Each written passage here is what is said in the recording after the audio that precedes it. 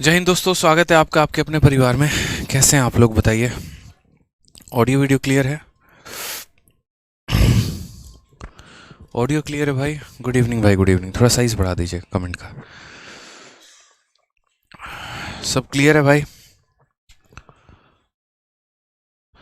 बहुत अच्छे भाई, गुड इवनिंग।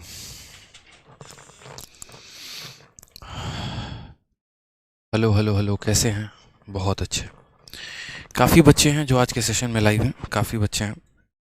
चलिए, तो पिछली क्लास में हम लोगों ने क्वेश्चन नंबर 15 तक कर लिया था, और इस क्लास में हमें जो है क्वेश्चन नंबर 16 से आगे करना है बाकी सभी सवालों को। ठीक है।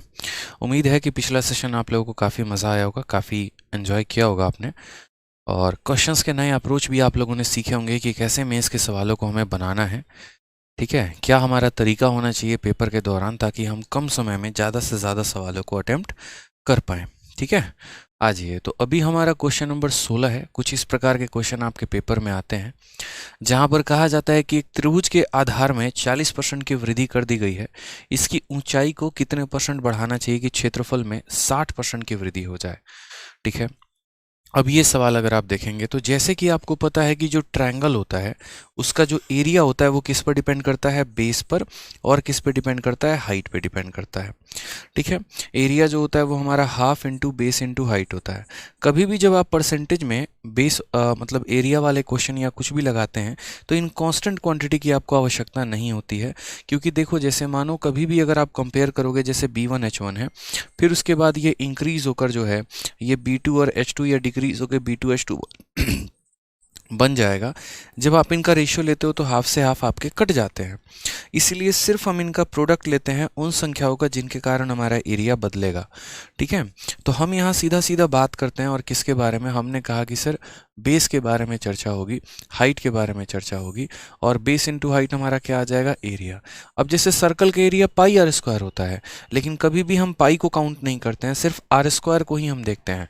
ठीक है, कांस्टेंट क्वांटिटी की हमारी कहीं पर कोई भी आवश्यकता नहीं होती है। अब हम बात करते हैं, बेस को हमने बढ़ाया है 40% से। 40% का जो फ्रैक्शन वैल्यू होता है वो होता है 2/5। यानी अगर हमारा पहले बेस जो था वो 5 था, तो 5 में हमारा कितना बढ़ गया? 5 में हमारा 2 वैल्यू बढ़ गया, और वो कितना हो गया? 7 हो गया। हाइट की अगर हम बात करते हैं यहाँ पर, तो हाइट के बारे में कोई डिस्कशन नहीं किया गया है। और एरिया के बारे में अगर हम बात करें तो एरिया हमारा कितने से बढ़ गया? 60% से। 60% की वैल्यू हमारी कितनी होती है? 3/5 होती है। यानी कहने का मतलब यहाँ पर क्या है? तो एरिया हमारा 5 था, और 5 में हमारा 3 बढ़ गया, तो एरिया हमारा कितना हो गया? 8 हो गया। कभी भी कोई भी सवाल आपके पास ऐसा हो दोस्त, कोई भी क्वेश्चन ऐसा हो जहां पर आपका एक संख्या दिया और उनका प्रोडक्ट दिया हो, और ये बीच वाली पता करनी हो, तो इसको हम पता करते हैं क्रॉस मल्टीप्लिकेशन से। यानी कहने का मतलब यहाँ पर ये वाली वैल्यू कैसे आई? हाइट हमारा, तो हाइट हमारा 5 को 5 से डिवाइड करने पे आएगा, 8 को 7 से डिवाइड करने पे आएगा।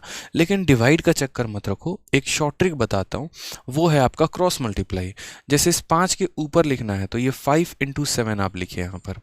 ठीक है, उसके बाद आपको यहाँ पर 8 के ऊपर लिखना है, तो 8 इंटू आप 5 लिखिए, ये आपका सही तरीका होगा। 5 से आपने 5 को काट दिया, तो आप यहाँ ये कहेंगे सर देखिए हाइट हमारा 7 था, हमारा हो गया 8, यानी कितने परसेंट का इंक्रीज है? तो हम बोलेंगे सर 7 से 8 होने का मतलब यहाँ पर 1 का इंक्रीज है। कितने के ऊपर? 7 के ऊपर। 1/7 इंटू 100, और 1/7 इंटू 100 हमारा कितना आ जाएगा? 14.29% जो आएगा वो हमारा करेक्ट आंसर आएगा।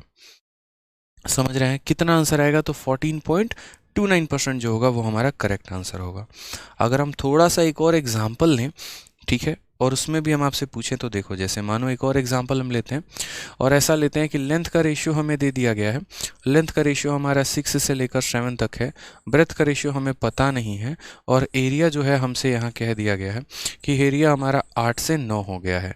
ठीक है, तो यहाँ पर जो है या एरिया को आप ऐसे कह लो कि एरिया हमारा एक तरीके से 13 से 14 हो, चाहे 8 से 9 ही लिख लेते हैं कि 8 से हमारा 9 हो गया है। तो बताओ यहाँ पर ब्रेथ में क्या रेशियो आएगा? सिर्फ अभी ब्रेथ का रेशियो मैंने कहा आपको पता करने को, तो आप बोलेंगे सर ब्रेथ का रेशियो अभी आपने सिखाया क्रॉस मल्टीप्लिकेशन। कहने का मतलब इस 8 को 7 के साथ मल्टीप्लाई करेंगे यहाँ पे, और यहाँ कितना मल्टीप्लाई करेंगे? 9 को हमारा 6 के साथ, बात खत्म यहाँ पे।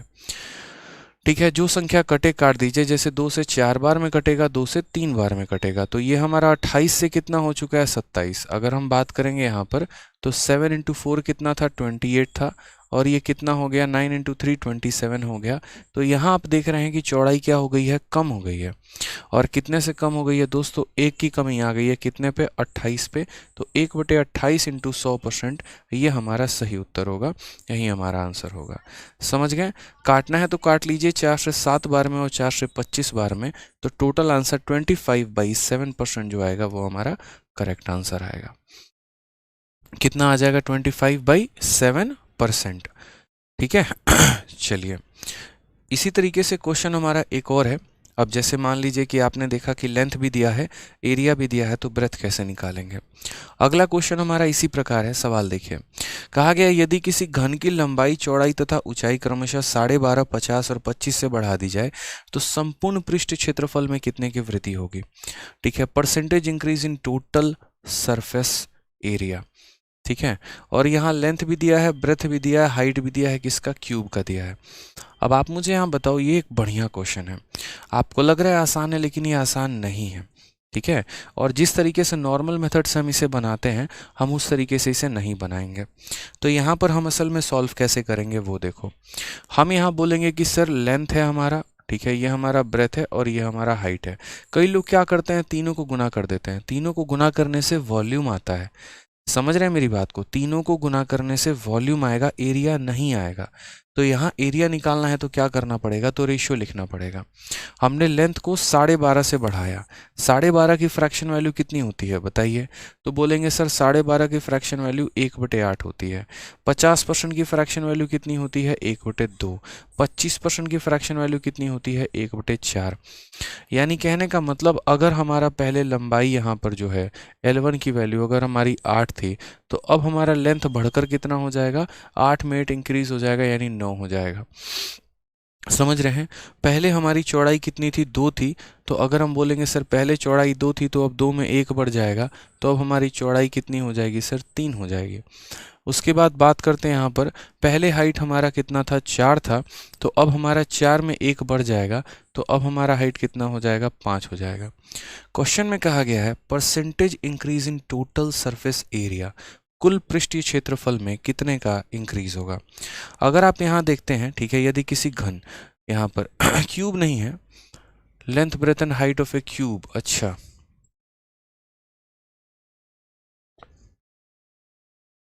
क्यूब नहीं होगा, यहाँ पर क्यूबॉइड होगा, घनाभ होगा। ठीक है, क्वेश्चन में यहाँ क्यूब नहीं होगा, क्योंकि क्यूब की तो तीन ही चीज़ें बराबर होती हैं।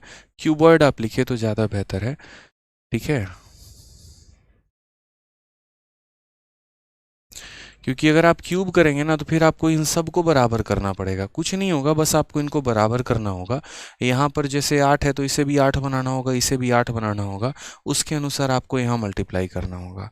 अगर इस क्वेश्चन को आप क्यूब मान के चल रहे हैं तो आप क्यूब मान लीजिए, कोई परेशानी की बात नहीं है, कोई दिक्कत की बात नहीं है, आप इसको क्यूब ही मान के चलिए। चलिए, अगर आप इसे क्यूब मानेंगे तो आपको भी पता है कि क्यूब के लंबाई, चौड़ाई, ऊंचाई सब बराबर होते हैं। और अगर सब बराबर होते हैं तो जैसे मानिए ये 8 है, तो इसे भी 8 बनाना है, यानी 4 से मल्टीप्लाई। ये 4 से मल्टीप्लाई होगा तो ये भी 4 से मल्टीप्लाई। ये हमारा 4 है, क्यूब बनेगा तो ये 2 से मल्टीप्लाई, तो ये भी हमारा 2 का 2 से मल्टीप्लाई।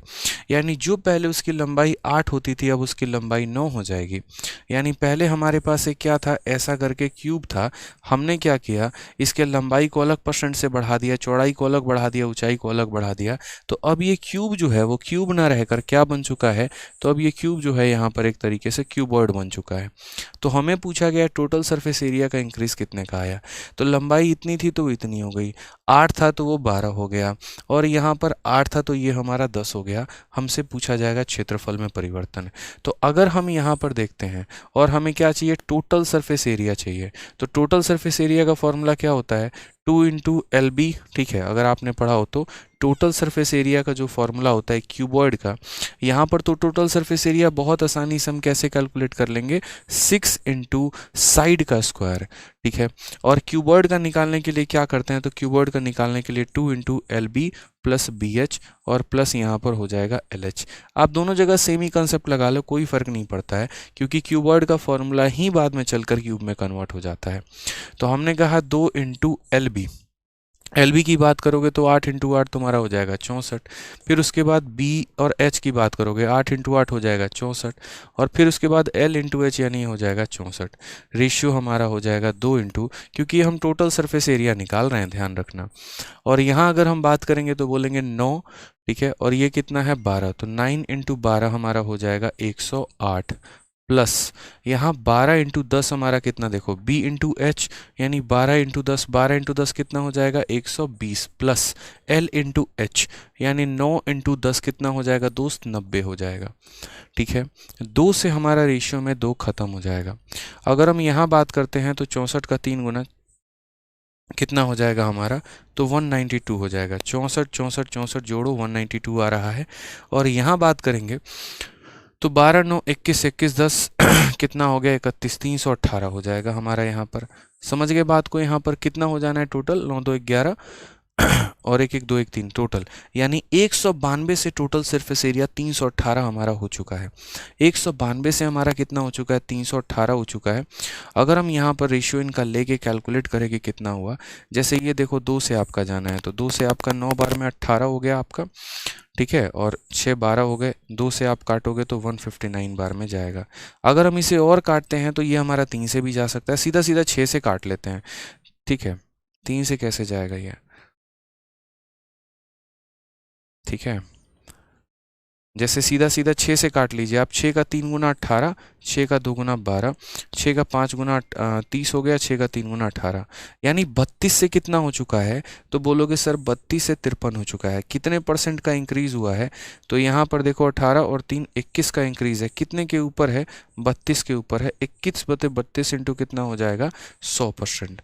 अगर आप इसका नियर अबाउट परसेंट देखने जाओगे तो आपको यहाँ पर कौन सा ऑप्शन मिलने वाला है, देखो अगर इसका 10% 3.2 है तो 6 इंटू 3 18, यानी यहाँ पर आपका जो है ऑप्शन नंबर ए या ऑप्शन नंबर बी, इन्हीं दोनों में से कोई आंसर होने वाला है। ऑप्शन नंबर बी आंसर इसीलिए नहीं हो सकता है क्योंकि ऑप्शन नंबर बी 62.5 जो होता है वो 5/8 की वैल्यू होती है, जो कि ये है नहीं, यानी ऑप्शन नंबर ए आंसर हो सकता है। बाकी फिर भी अगर आपको यहाँ से डिजिटल सम भी लगाना है तो आप डिजिटल सम भी लगा सकते हो। बाकी एक बार हम देख लेते हैं कैलकुलेट करके। 4 से हमने काटा तो 8 बार में, 4 से काटा हमने 25 बार में, ठीक है। 25 का 1 गुना 25, 25 दूनी 50 और 2 52, 525 को हम 8 से काटेंगे, 8 का 6 गुना हमारा 48 हो जाएगा, ठीक है। 45, फिर यहाँ पर 8 का 5 गुना 40 हो जाएगा, दशमलव लगाओगे 50 का 8 7 56, सॉरी 8 से 48, यानी 65.625%। ऑप्शन नंबर ए जो है वो करेक्ट आएगा। हम यहाँ डिजिटल सम भी लगा सकते हैं और भी चीज़ें लगा सकते हैं, बट हमने वो काम यहाँ नहीं किया, ठीक है। सिंपल अपने कैलकुलेशंस को रखा, अंडरस्टैंडिंग को रखा, ठीक है। तो ये क्वेश्चन हमारा क्यूब पर बहुत परफेक्ट फिट बैठता है। पहली बार जब बच्चा क्वेश्चन देखता है उसे समझ नहीं आता यहाँ पे, क्योंकि वो बेचारा पढ़कर आया होता है एरिया का चेंज निकालिए, वॉल्यूम का चेंज निकालिए, लेकिन ऐसा सवाल वो कभी पढ़कर नहीं आता कि ऐसा भी दिया जा सकता है कि हमारा क्यूब है तो लंबाई बढ़ा दिया, चौड़ाई बढ़ा दिया, ऊंचाई बढ़ा दिया, तो टोटल सरफेस एरिया बताओ कितना होगा। तो ये ऐसे बनता है कि हम सभी को बराबर रखते हैं, यहाँ इनके नए तरीके, नया आपका लेंथ ब्रेथ हाइट आ जाता है। ये इसका पुराना टोटल सरफेस एरिया, ये इसका नया टोटल सरफेस एरिया, इंक्रीज हुआ हमारा 21 का 32 के ऊपर, यानी इतना परसेंट। और ये मैं आपको बता दूं प्रीवियस ईयर का क्वेश्चन है, पेपर में अभी रिसेंट में पूछा गया है, तो ऐसा नहीं है कि ये आउट ऑफ द कंटेंट है, ठीक है। ध्यान रखेंगे, ये एकदम नए नए टाइप्स हैं, नए नए कैटेगरीज हैं जो आपको हम करवा रहे हैं, आपके पेपर में ये सब पूछे जाते हैं, ठीक है। आ जाइए नेक्स्ट क्वेश्चन देखिए। कुछ ऐसा क्वेश्चन है आपके सामने कि वर्ष 2014 में एक शहर की जनसंख्या जो है यहाँ पर क्या दहाई सैकड़ा हज़ार 10,000 लाख 10 लाख 80 लाख थी। यदि 2015 में 8% की वृद्धि हो जाती है, ठीक है, 3 3 6 60, ठीक है, और 2016 में 35% की कमी हो जाती है, 2017 में 65% की वृद्धि हो जाती है, तो वर्ष 2017 के अंत में जनसंख्या कितनी होगी। हमने यहाँ पर कहा कि देखो जब भी ऐसे सवाल हमें बनाने हों तो सबसे पहले हम ये देखेंगे जनसंख्या हमारी कितनी है, तो टोटल मिलाकर जनसंख्या हमारी कितनी है। लिखा ना यहाँ पर 80 लाख, 8 के बाद कितना जीरो है, तो 6 जीरो है मेरे भाई, तो 6 जीरो यहाँ लपेट देना है यहाँ पे, ठीक है। 3 और 3 6 हमने लिख दिया ना, ठीक है। उसके बाद यहाँ कहा गया 2015 में 8% की वृद्धि हो गई। मैंने कहा कैलकुलेट हम नहीं करेंगे, मैं आपको बता रहा हूँ 1% हम आपको कैलकुलेट नहीं करने देंगे। 8% का वृद्धि होने का मतलब यहाँ पर क्या होता है कि ये संख्या देखो, अगर 100 थी ना, तो 100 में 8 बढ़ जाने का मतलब 108 हो जाता है, ठीक है। फिर उसके बाद 2016 में 35 की कमी, 35 की कमी का मतलब क्या हो गया कि अगर ये जनसंख्या अब 100 थी, 100 में 35 कम कर दिया तो कितना हो जाएगा, तो 65 हो जाएगा, ठीक। फिर 2017 में 65 की वृद्धि हो जाती है। वृद्धि होने का मतलब क्या होता है कि अगर ये जनसंख्या हमारी 100 थी, तो 100 में 65 बढ़ा दिया तो अपने आप का 165 हो गया, ठीक है। अब ये सवाल को अगर हम देखते हैं ना, तो यहाँ देखो आपके ये पूरे के पूरे 6 जीरो, पूरे के पूरे 6 जीरो का नाश कर देंगे, ख़त्म कर देंगे, बर्बाद कर देंगे। आप इस सवाल को अब चाहो तो डिजिटल सम से बना लो, चाहो तो यहाँ जो है यूनिट डिजिट से बना लो, कई सारे तरीके होने वाले हैं आपके पास, यकीन मानिए कई सारे तरीके होने वाले हैं, ठीक है। जैसे अगर मान लीजिए यूनिट डिजिट से बनाते हैं, तो आपको पता है 5 है और कोई भी इवन नंबर के साथ मल्टीप्लाई करेगा यहाँ पे तो पक्का 0 देगा ही देगा, यानी 0 देगा तो मतलब यहाँ पर ऑप्शन नंबर सी कभी नहीं हो सकता, ऑप्शन नंबर डी कभी नहीं हो सकता है। 5 को किसी भी इवन के साथ मल्टीप्लाई कर लो, 0 तो आना ही आना है, ठीक है। ये भी आप यहाँ बता सकते हैं नंबर ऑफ 0 कितने होने वाले हैं। देखो मैं बिना क्वेश्चन को सॉल्व किए, मैंने कोई डिजिटल सम नहीं लगाया, अभी कोई यूनिट डिजिट नहीं लगाया, ठीक है। आप दुनिया में जब नंबर सिस्टम पढ़ते हैं तो आप क्या बोलते हैं, अगर तुम्हें एक 0 बनाना है तो एक 5 और एक 2 का जोड़ा चाहिए, और अगर आपको 2 0 बनाना है इसका मतलब 2 बार 5 और 2 बार कितना चाहिए, 2 चाहिए। हम सिर्फ यहाँ नंबर ऑफ 0 के आधार पर आंसर दे सकते हैं। जो एक कंसेप्ट छोटा सा हम नंबर सिस्टम में पढ़ते हैं जिसका डायरेक्ट क्वेश्चन नहीं आता है, उसको हम इनडायरेक्टली यहाँ यूज कर सकते हैं। आप देखो जरा 5, देखो इसके अंदर 5 है नहीं है, इसके अंदर 5 है नहीं है, इसके अंदर 5 कितनी बार है, मात्र एक बार, क्योंकि 65 जब आप बनाते हैं तो 65 का मतलब 13 × 5 होता है, यानी 5 एक बार है। इसके अंदर 5 कितनी बार है, ये 33 का 5 गुना है। अगर आप 165 को देखोगे 5 से डिवाइड करो तो 5 × 33, इसके अंदर 5 है ही नहीं, यानी 5 एक बार है, ठीक है। एक बार 5 यहाँ है, एक बार 5 यहाँ है, और यहाँ पर 2 बार 2 मिल जाएगा, यानी 2 5 है तो 0 भी कितने होंगे, 2 ही, यानी option number A correct answer होगा। मल्टीप्लाई करने की आवश्यकता ही नहीं है। पेपर में मल्टीप्लाई कौन करता है, जिसको अपने ऊपर कॉन्फिडेंस नहीं होता है, जिसको लगता है मेरे पास कंसेप्ट नहीं है, वो मल्टीप्लाई करेगा। आपको थोड़ी करना है, एक 5 है, एक 5 है, 2 5 है, 2 हमारा यहाँ से 2 भी मिल जाएगा, 2 × 2 2 बार मिल जाएगा, 2 5 2 2, यानी हमारे 2 0 बनने हैं। बाकी अगर आप यहाँ पर जो है डिविजिबिलिटी का नियम लगाना चाहते हो तो 2 ऑप्शन तो आपने ऐसे ही काट दिए हैं, मेरे पास ये 2 ऑप्शन बच गए, ठीक। अब मुझे दिख रहा है कि ये संख्या 9 से कटेगी, 8 और 1 9 से, तो अगर ये संख्या 9 से मल्टीप्लाई है तो यानी इसका आंसर भी 9 से डिविजिबल होगा। ये 7 कभी भी 9 से नहीं कटता है, 9 हमारा 9 से कट जाएगा, 6 6 12 12 4 16 16 2 18 9 से कट जाएगा, ऑप्शन नंबर ए है। तो ऐसे भी कर सकते हो आप यहाँ पे, ठीक है। तो आप किसी भी तरीके से जा सकते हो, लेकिन मल्टीप्लाई नहीं करना था, बस आपको इस बात का ध्यान रखना था, ठीक है। आ जाओ चलो, इसी तरह के क्वेश्चन है और ऐसे सवालों को हम सीरीज मेथड से ही करते हैं, कोई और तरीका हम लोग यहाँ नहीं लगाते हैं, ठीक है। समझ गए आप लोग यहाँ पे। आ जाइए नेक्स्ट क्वेश्चन यहाँ देखते हैं। 1 ग्राम के सोने के सिक्के के मूल्य में सोमवार को इसके प्रारंभिक मूल्य पर 10% की कमी होती है, मंगलवार को 20% की वृद्धि होती है, बुधवार को फिर से 8% की वृद्धि होती है, गुरुवार को इसमें 5% की वृद्धि होती है। यदि गुरुवार को अंतिम मूल्य 5511.24 था तो सोमवार को 1 ग्राम सोने के सिक्के का क्या होगा। सीरीज में असल में 2 तरह के क्वेश्चन होते हैं, 3 तरह के होते हैं। एक क्वेश्चन ऐसा होता है कि इनिशियल वैल्यू दे देगा, जैसे पीछे वाला क्वेश्चन था, और फाइनल वैल्यू पूछता है, जैसे यहाँ पर आपको दे दिया कि शुरू में तुम्हारी जनसंख्या इतनी थी, बताओ लास्ट में कितनी होगी। तो इसको हम कहते हैं इनिशियल वैल्यू दे दिया, फाइनल पूछ लिया, तो सीरीज लगाते हैं। उसके बाद मैंने यहाँ दूसरा क्वेश्चन बनाया, मैंने कहा ये क्वेश्चन होना चाहिए जहाँ पर फाइनल वैल्यू दे दे और शुरू में कितना था ये पूछ ले। ऐसा भी पेपर में आता है कि अगर आज के समय थर्सडे के दिन ये जनसंख्या थी तो मंडे को क्या रहेगा, कुछ नहीं करना, सीरीज लगाना है। मान लीजिए जनसंख्या आपकी मंडे को x थी, ठीक है। उसके बाद यहाँ पर जो है जनसंख्या कह रहा हूँ मूल्य 10% की कमी होती है, सोमवार को 10% की कमी, 10% का कमी का मतलब यहाँ पर कितना है, 100 की वैल्यू कितनी हो गई है, 90, टेंशन मत लो, मैं जान के 100 और 90 लिख रहा हूँ, 9/10 नहीं लिख रहा, ताकि हम आपको यहाँ और शॉर्ट में करवा देंगे, कहीं पर कोई मल्टीप्लिकेशन एडिशन कुछ नहीं करना होगा। मंगलवार को 20% बढ़ जाता है। अगर आप शॉर्ट में करना चाहते हो ना, तो आप ऐसा भी कर सकते हो कि ये जितने भी रेट आपको दिए गए हैं इन सब की फ्रैक्शन वैल्यू लिखा करो, बहुत काम की चीज़ है। फ्रैक्शन वैल्यू लिखोगे जैसे 10%, अब 10% का फ्रैक्शन वैल्यू कितना होता है, 1/10, और फ्रैक्शन में आता कैसे है, इसको 100 से भाग कर दो, 10/100 यानी 1/10 हो जाना है। 10% की कमी यानी 10 में 1 की कमी, 10 में 1 की कमी तो कितना हो जाएगा, तो बोलोगे सर 9/10 हो जाएगा। उसके बाद 20% की वृद्धि, 20% का मान 1/5, 5 में 1 बढ़ गया, तो 5 में 1 बढ़ गया तो मेरे भाई 5 से कितना हो गया, 6 हो गया। 5 में 1 बढ़ गया मतलब 5 से कितना हो गया, 6 हो गया।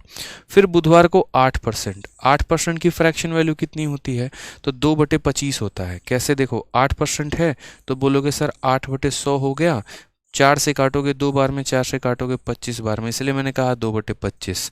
यहाँ पर 8% की वृद्धि हो रही है, यानी 25 में 2 बढ़ रहा है, तो यहाँ हम बोलेंगे सर वैल्यू अगर हमारी 25 थी, 2 बढ़ गया तो वो कितनी हो गई सर, 27 हो गई है। ठीक है, फिर उसके बाद यहाँ पर गुरुवार में 5%, 5% का मान हमारा 1/20 होता है, इतने की वृद्धि हो चुकी है। तो वृद्धि हो चुकी है यानी वैल्यू हमारी कितनी है दोस्त, वैल्यू अगर हमारी 20 थी तो हमने क्या किया, 20 में 1 बढ़ा दिया, यानी हमारी वैल्यू हो गई 21। ठीक है, और उसके बाद यहाँ पर अंतिम मूल्य हमारा कितना है, तो 5511.24, ये मेरा फाइनल प्राइस है। तो पहले ये वैल्यू इतना बढ़ा, फिर इतना बढ़ा, फिर इतना बढ़ा, फिर इतना बढ़ा, फिर इतना, और ये सारा कैलकुलेशन। और अगर किसी को ये सारा नहीं भी करना था ना, तो भी आराम से अपना रेशियो जो है वो रख सकते थे, कोई टेंशन की बात नहीं थी। अब यहाँ पर जो है, अगर x की वैल्यू चाहिए, इन सभी टर्म्स को वहां लेके चले जाओ, 5511.24 इंटू हमारा कितना, 10, 5, 25, 20, सबको लेकर आ जाओ, 10 हो गया, 5 हो गया, 25 हो गया, 20 हो गया, बस। ठीक है, और नीचे यहाँ पर उन सबको लेकर चले आओ, जैसे 9 हो गया, 6 हो गया, 27 हो गया, 21 हो गया यहाँ पे। ठीक है, अब यहाँ पर हमें सॉल्व करके बताना हमारा आंसर क्या है, यहीं पर जो सॉल्व आएगा आएगा कर लेना, आंसर आ जाएगा। ठीक है, लेकिन इसमें ध्यान रखो, कई बच्चे सोचेंगे डिजिटल सम लगाने को, डिजिटल सम हम वहाँ नहीं लगा पाते हैं दोस्त जहाँ पर हमारा बट्टे में 3, 6, 9 रहे। या तो इनको ख़त्म करिए, काटिए, बर्बाद कर दीजिए। ठीक है, जैसे 9 से उड़ा दिया, 6 से उड़ा दिया, 27 से उड़ा दिया, कैसे करके, मतलब नीचे 3, 6, 9 नहीं रहना चाहिए। नीचे 3, 6 और 9 रहता है तो बड़ा कष्ट देता है हमें। ठीक है, बाकी यहाँ पर और भी फर्जी तरीके हम अपना ही सकते हैं। अब फर्जी तरीका कोई बोलेगा सर 9 का मल्टीपल देखो, ये संख्या 9 का मल्टीपल है, ऐसे थोड़ी है, क्या पता वो 9 का मल्टीपल है, इस 9 के मल्टीपल को काट दे, होने को तो कुछ भी हो सकता है यार। तो गलत बातें नहीं करते हैं, तरीका सही होना चाहिए। दशमलव हटाओगे तो तुम्हारा नीचे कितना आ जाना है, 100 आ जाना है, और उसके बाद अपना कैलकुलेशन कर लो। कैलकुलेशन का ही सारा खेल है, और कोई बात नहीं है यहाँ पे। ठीक है, तो आपको पता है इसके दोनों जीरो खत्म कर देंगे और हम कहीं काटेंगे सीधा। तो अब जो भी वैल्यू कटेगी ना, देखो 5 और 25 और 2 से तो कोई मतलब ही नहीं रहा, क्योंकि वो इसके किसी काम के नहीं है। बस 2 एक छोटा सा काम कर सकता है कि यहाँ 3 बना सकता है। ठीक है, बाकी हमें काटना तो हमें खुद ही है। बड़ी बड़ी संख्या लेके काटोगे तो ज़्यादा फायदा है, जैसे 21 से पूरा का पूरा उड़ाने की सोचो, किसको, इसको, 21 का दोगुना आपका 42 हो गया, फिर आपका 13 बचेगा, 131। ठीक है, 21 का 6 गुना कितना होता है, 126 होता है। यहाँ बच जाएगा आपका 5, 5 और 1 हो गया हमारा 51, फिर 21 का 2 गुना 42, 92 हो जाएगा। 21 का 4 गुना हो जाएगा 84, और फिर 21 का 4 गुना 84, ऐसे कट जाएगा ये। और 9 इंटू 3 27, और 27 सीधा 27 27 से काटते रहो यहाँ बैठ के, कोई टेंशन की बात नहीं है। जैसे मानो यहाँ 9 इंटू 3 27 है, काटेंगे यहाँ पे, या फिर 9 9 से काट लो, कोई टेंशन नहीं, बाद में सीधा 81 से उड़ा देना। तो 9 से अगर आप काटोगे यहाँ पर तो 9 का 2 गुना आपका 18 आ चुका है, और 82 9 का 9 गुना हो गया आपका 14, एक बार में आ गया, ठीक, और 6 बार में आ गया। सीधा सीधा 81 से उड़ा लो 81 से उड़ा लो यहाँ पे। 81 से करोगे तो 81 का 3 गुना आपका कितना जाएगा, तो आपका लगभग ये 3 बार में जाएगा, 81 3 3 और 24, 243 हो गया आपका।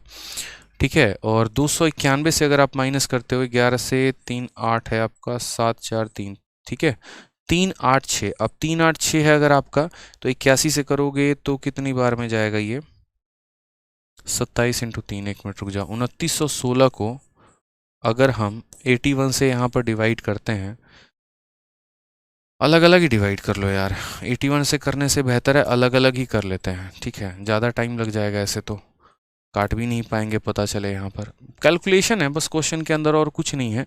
जैसे 3 से आप काट लीजिए, सबसे पहले आप यहाँ पे 3 का जो है 9 गुना कितना हो गया आपका, 3 का 9 गुना आपका 27 हो गया, कर लीजिए 3 का 9 गुना आपका 27, 3 का 7 गुना 21 इतना, फिर यहाँ 27 से अब आप काटना चाहो तो काट लो, 27 का 3 गुना आपका कितना हो गया 81, ठीक है, और 162 आ गया आपका कितनी बार में, 81 हो गया आपका 81, 162 हो गया, और फिर 27 से अगर हम करेंगे 6 बार में तो ये हमारा पूरा का पूरा 6 बार में उड़ा देगा, 36 हो जाएगा। अब ये 36 देख लो, ये 9 का मल्टीपल है, और अगर ये 9 का मल्टीपल है यानी तब आपका आंसर 9 का मल्टीपल होगा, तब ऑप्शन नंबर यहाँ से टिक कर सकते हो। लेकिन जब तक आप 100% श्योर नहीं हो ना कि यहाँ 9 का मल्टीपल बचना ही बचना है, तब तक आप आंसर दे ही नहीं सकते। तो आप यहाँ देख लीजिए, तो ये आपका आंसर है 36, और इंटू मेरे भाई कितना है 36 इंटू 25 पचे 125, मल्टीप्लाई कर लीजिए, आंसर आ जाएगा आपका 125 का आपका 6 गुना कितना हो जाएगा, तो 125 का 6 गुना आपका हो जाएगा 750, ठीक है, मतलब 125 का आपका 4 गुना 500 हो गया, और फिर आपका 250 और हो गया, 750 का 0 रख लो, 7 आपका 75 हाथ में, और 125 का 3 गुना 375, 375 हो गया, और ये आपका 75 हो गया, 450, 4500 आपका आंसर आ जाना है। तो वही बात है कि मल्टीप्लाई डिवाइड का सारा खेल होता है कि हाँ ये क्वेश्चन थोड़ा हमने कैलकुलेटिव बनाया, क्योंकि एग्जाम में आपके ऊपर थोड़ा प्रेशर होता है कि कम समय के अंदर सवालों को आपको बनाना है। अब जब कम समय के अंदर सवालों को बनाना है तो थोड़ा सा मीन्स है, तो थोड़ा सा वो कैलकुलेटिव देंगे ही देंगे। अब ये आपके ऊपर है कि आपकी कैलकुलेशन कितनी अच्छी है और आप कैसे कर रहे हैं, इस बात का ध्यान रखिए, ठीक है। थोड़ा बहुत, और कई कई जगह इस डेटा में भी मैंने ऐसा रखा है कि आपका कोई डिजिटल सम फिजिटल सम कुछ नहीं, सारे फेल हो जाने हैं, मतलब करना ही पड़ेगा आपको कैलकुलेशन, क्योंकि नीचे सारे 9 के मल्टीपल थे, अब 9 के मल्टीपल थे तो आप कुछ नहीं लगा पाओगे। मेरे लिए बहुत आसान होता जादू दिखाना यहाँ पे, आसान डेटा रख के या कुछ ऐसा करके, लेकिन वो जो है मेरे भाई आपका नुकसान करती। पेपर में ऐसे डेटा आ जाते हैं जहाँ पर ये सब नहीं लग पाता है, ठीक है। आ जाइए चलिए 20 नंबर की बात करते हैं।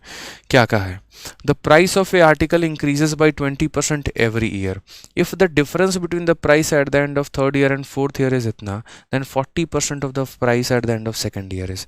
Question very very important question है आपके पेपर में, और ये जो सवाल पूछा गया है ना पेपर में, ऐसा ही सवाल आपका कंपाउंड इंटरेस्ट यानी चक्रवृद्धि ब्याज में पूछा जाता है कि यदि जो ब्याज का दर है वो 20% है, और तीसरे और चौथे वर्ष के ब्याज का जो अंतर है वो इतना है, तीसरे वर्ष और चौथे वर्ष का अंतर दे रखा है, तो दूसरे वर्ष के अंत में यानी जो तुम्हारा अमाउंट रहा होगा उस पैसे का 40% कितना होगा, ये हमें बताना है। उस पैसे का 40% कितना होने वाला है, अब वो हमें बताना है। हमने कहा ठीक है यार बताएंगे, कोई दिक्कत की बात नहीं है। ये जो दिया गया है अंतर, ये क्या है, दूसरे वर्ष और तीसरे वर्ष का अंतर है कि वस्तु की कीमत हर साल 20% से बढ़ जाती है यदि तीसरे और चौथे वर्ष की कीमतों में इतने का अंतर आ चुका है, तीसरे और चौथे वर्ष में कीमतों का अंतर आ चुका है। अब जब आप कंपाउंड इंटरेस्ट पढ़ेंगे तो आपको एक प्यारा सा कंसेप्ट वहाँ पढ़ना है, मुन्नी कंसेप्ट, ठीक है। और वहाँ पर जो है वो मुन्नी कंसेप्ट में हमें सीखना पड़ेगा काफ़ी सारी बातों को लेकर कि हम यहाँ कैसे करेंगे, क्या मतलब उसमें आपको बताया जाएगा पर्टिकुलरली कि हाँ इंक्रीज़ होता कैसे है। फिलहाल हम यहाँ पर अभी छोटी सी बात सीख सकते हैं, बाकी यूट्यूब पर भी अगर आप टाइप करोगे ना Munni concept by Aditya Ranjan sir, तो वो आ जाएगा, वो आप सीख लोगे। अब असल में क्या होता है कि जैसे मानो हमारे पास एक तो होता है बेसिक फंडामेंटल, ठीक है, और बेसिक फंडामेंटल यहाँ पर क्या होता है कि जैसे मानिए 100 रुपये मेरे पास थे, ठीक है, यहाँ समझिएगा मैं बहुत शॉर्ट में आप लोगों को बता दूंगा।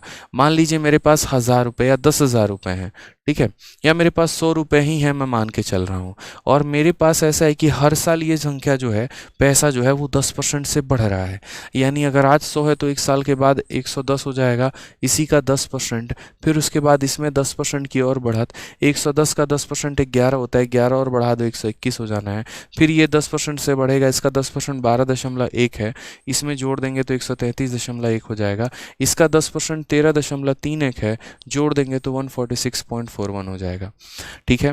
तो मैं एक एग्जांपल आपको लेके चल रहा हूँ कि जैसे देखो 100 रुपये था, एक साल के बाद इतना हो गया, 2 साल के बाद इतना हो गया, 3 साल के बाद इतना हो गया, 4 साल के बाद हमारा इतना हो गया। पर। तो ये हो गया। अब अगर कल के दिन एग्जामिनर क्या करता है ना, यही बोलता है कि बताओ इन दोनों के बीच का अंतर क्या है, यानी यहाँ पर दूसरे और तीसरे साल के बीच का अंतर क्या है, या तीसरे और चौथे साल के बीच का अंतर क्या है। आसान रेट होता है तो पूरी दुनिया बता सकती है कि हाँ यार अंतर निकालते कैसे हैं। हम आपको थोड़ा सा उल्टा खिला रहे हैं। आप यहाँ पर देखिए तो जैसे पैसा जो है ये हमारा 10% से बढ़ गया। 10% से बढ़ने का मतलब क्या होता है, 10% का बढ़ने का मतलब होता है कि 10% का मतलब 1/10 है, यानी कोई संख्या 10 में 1 बढ़ गई, इसका मतलब यह अपने आप के 11/10 से मल्टीप्लाई हो गई। अगर आप देखोगे इसको 11/10 से मल्टीप्लाई करने पे ये आया है, इसको 11/10 से मल्टीप्लाई करने पे ये आया है। इसी तरीके से सारी संख्याएं अपनी 11/10 से मल्टीप्लाई हो जाती है। कंपाउंड इंटरेस्ट हो गया या ये जो इंक्रीज वाले क्वेश्चन हो गए, इनका फ़ायदा यहाँ ये होता है कि अगर पैसा हमारा 10% से बढ़ता चला जाता है तो हमारे ब्याज भी 10% से बढ़ते हैं। अब जैसे यहीं का ब्याज देख लो या डिफरेंस देख लो, तो इसका डिफरेंस हमारा कितने का है, 10 का है। इसका डिफरेंस हमारा कितने का है, 11 का है। यहाँ पर डिफरेंस हमारा कितने का है, 12.1 का है। यहाँ डिफरेंस हमारा कितने का है, 13.31 का है। ठीक है, तो जैसे इसको 11/10 से मल्टीप्लाई किया ये आया, इसको 11/10 से किया या वैसे ही करते चले गए तो आए। उसी तरीके से आप यहाँ इसको भी 11/10 से मल्टीप्लाई कर रहे हो तो ये आपका आ रहा है। इसको भी 11/10 से मल्टीप्लाई करोगे तो ये आएगा, ये भी। क्योंकि देखो पैसा अगर बढ़ रहा है 10% से ना, मतलब मेन जो प्रिंसिपल है वो अगर 10% से बढ़ रहा है तो हमारा ब्याज भी तो 10% से बढ़ेगा। यानी कहने का मतलब अपने आप का 11/10 11/10 11/10 होता चला जाएगा। तो अब यहाँ पर ये तो एक प्रोसेस था कि ऐसे हो रहा था, हम इसे शॉर्ट में कैसे करेंगे हमें वो सीखना है।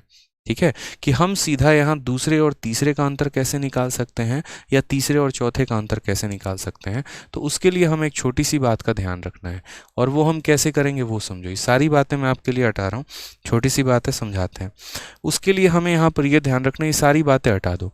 कभी भी कोई भी अगर बोले दूसरे तीसरे का अंतर बताओ, जो बताओ, आप यूँ समझ लीजिए कि दो अलग अलग ट्रेन चल रही है। ऊपर वाली जो ट्रेन है ना वो पैसे का है, और नीचे जो ट्रेन चल रही है वो ब्याज का है। कुछ नहीं करना, सबसे पहले आपको जो है ना यहाँ पर इस संख्या का रेट हमारा कितना है, तो रेट हमारा 10% है। तो पहले तो आप इस संख्या के जैसे देखो, यहाँ ब्याज 10 का है, फिर यहाँ ब्याज 11 का है, फिर यहाँ ब्याज 12.1 का है, फिर ऐसे ही बढ़ता। तो सबसे पहले इस संख्या का ये ब्याज निकालो कि ये वैल्यू कितनी है।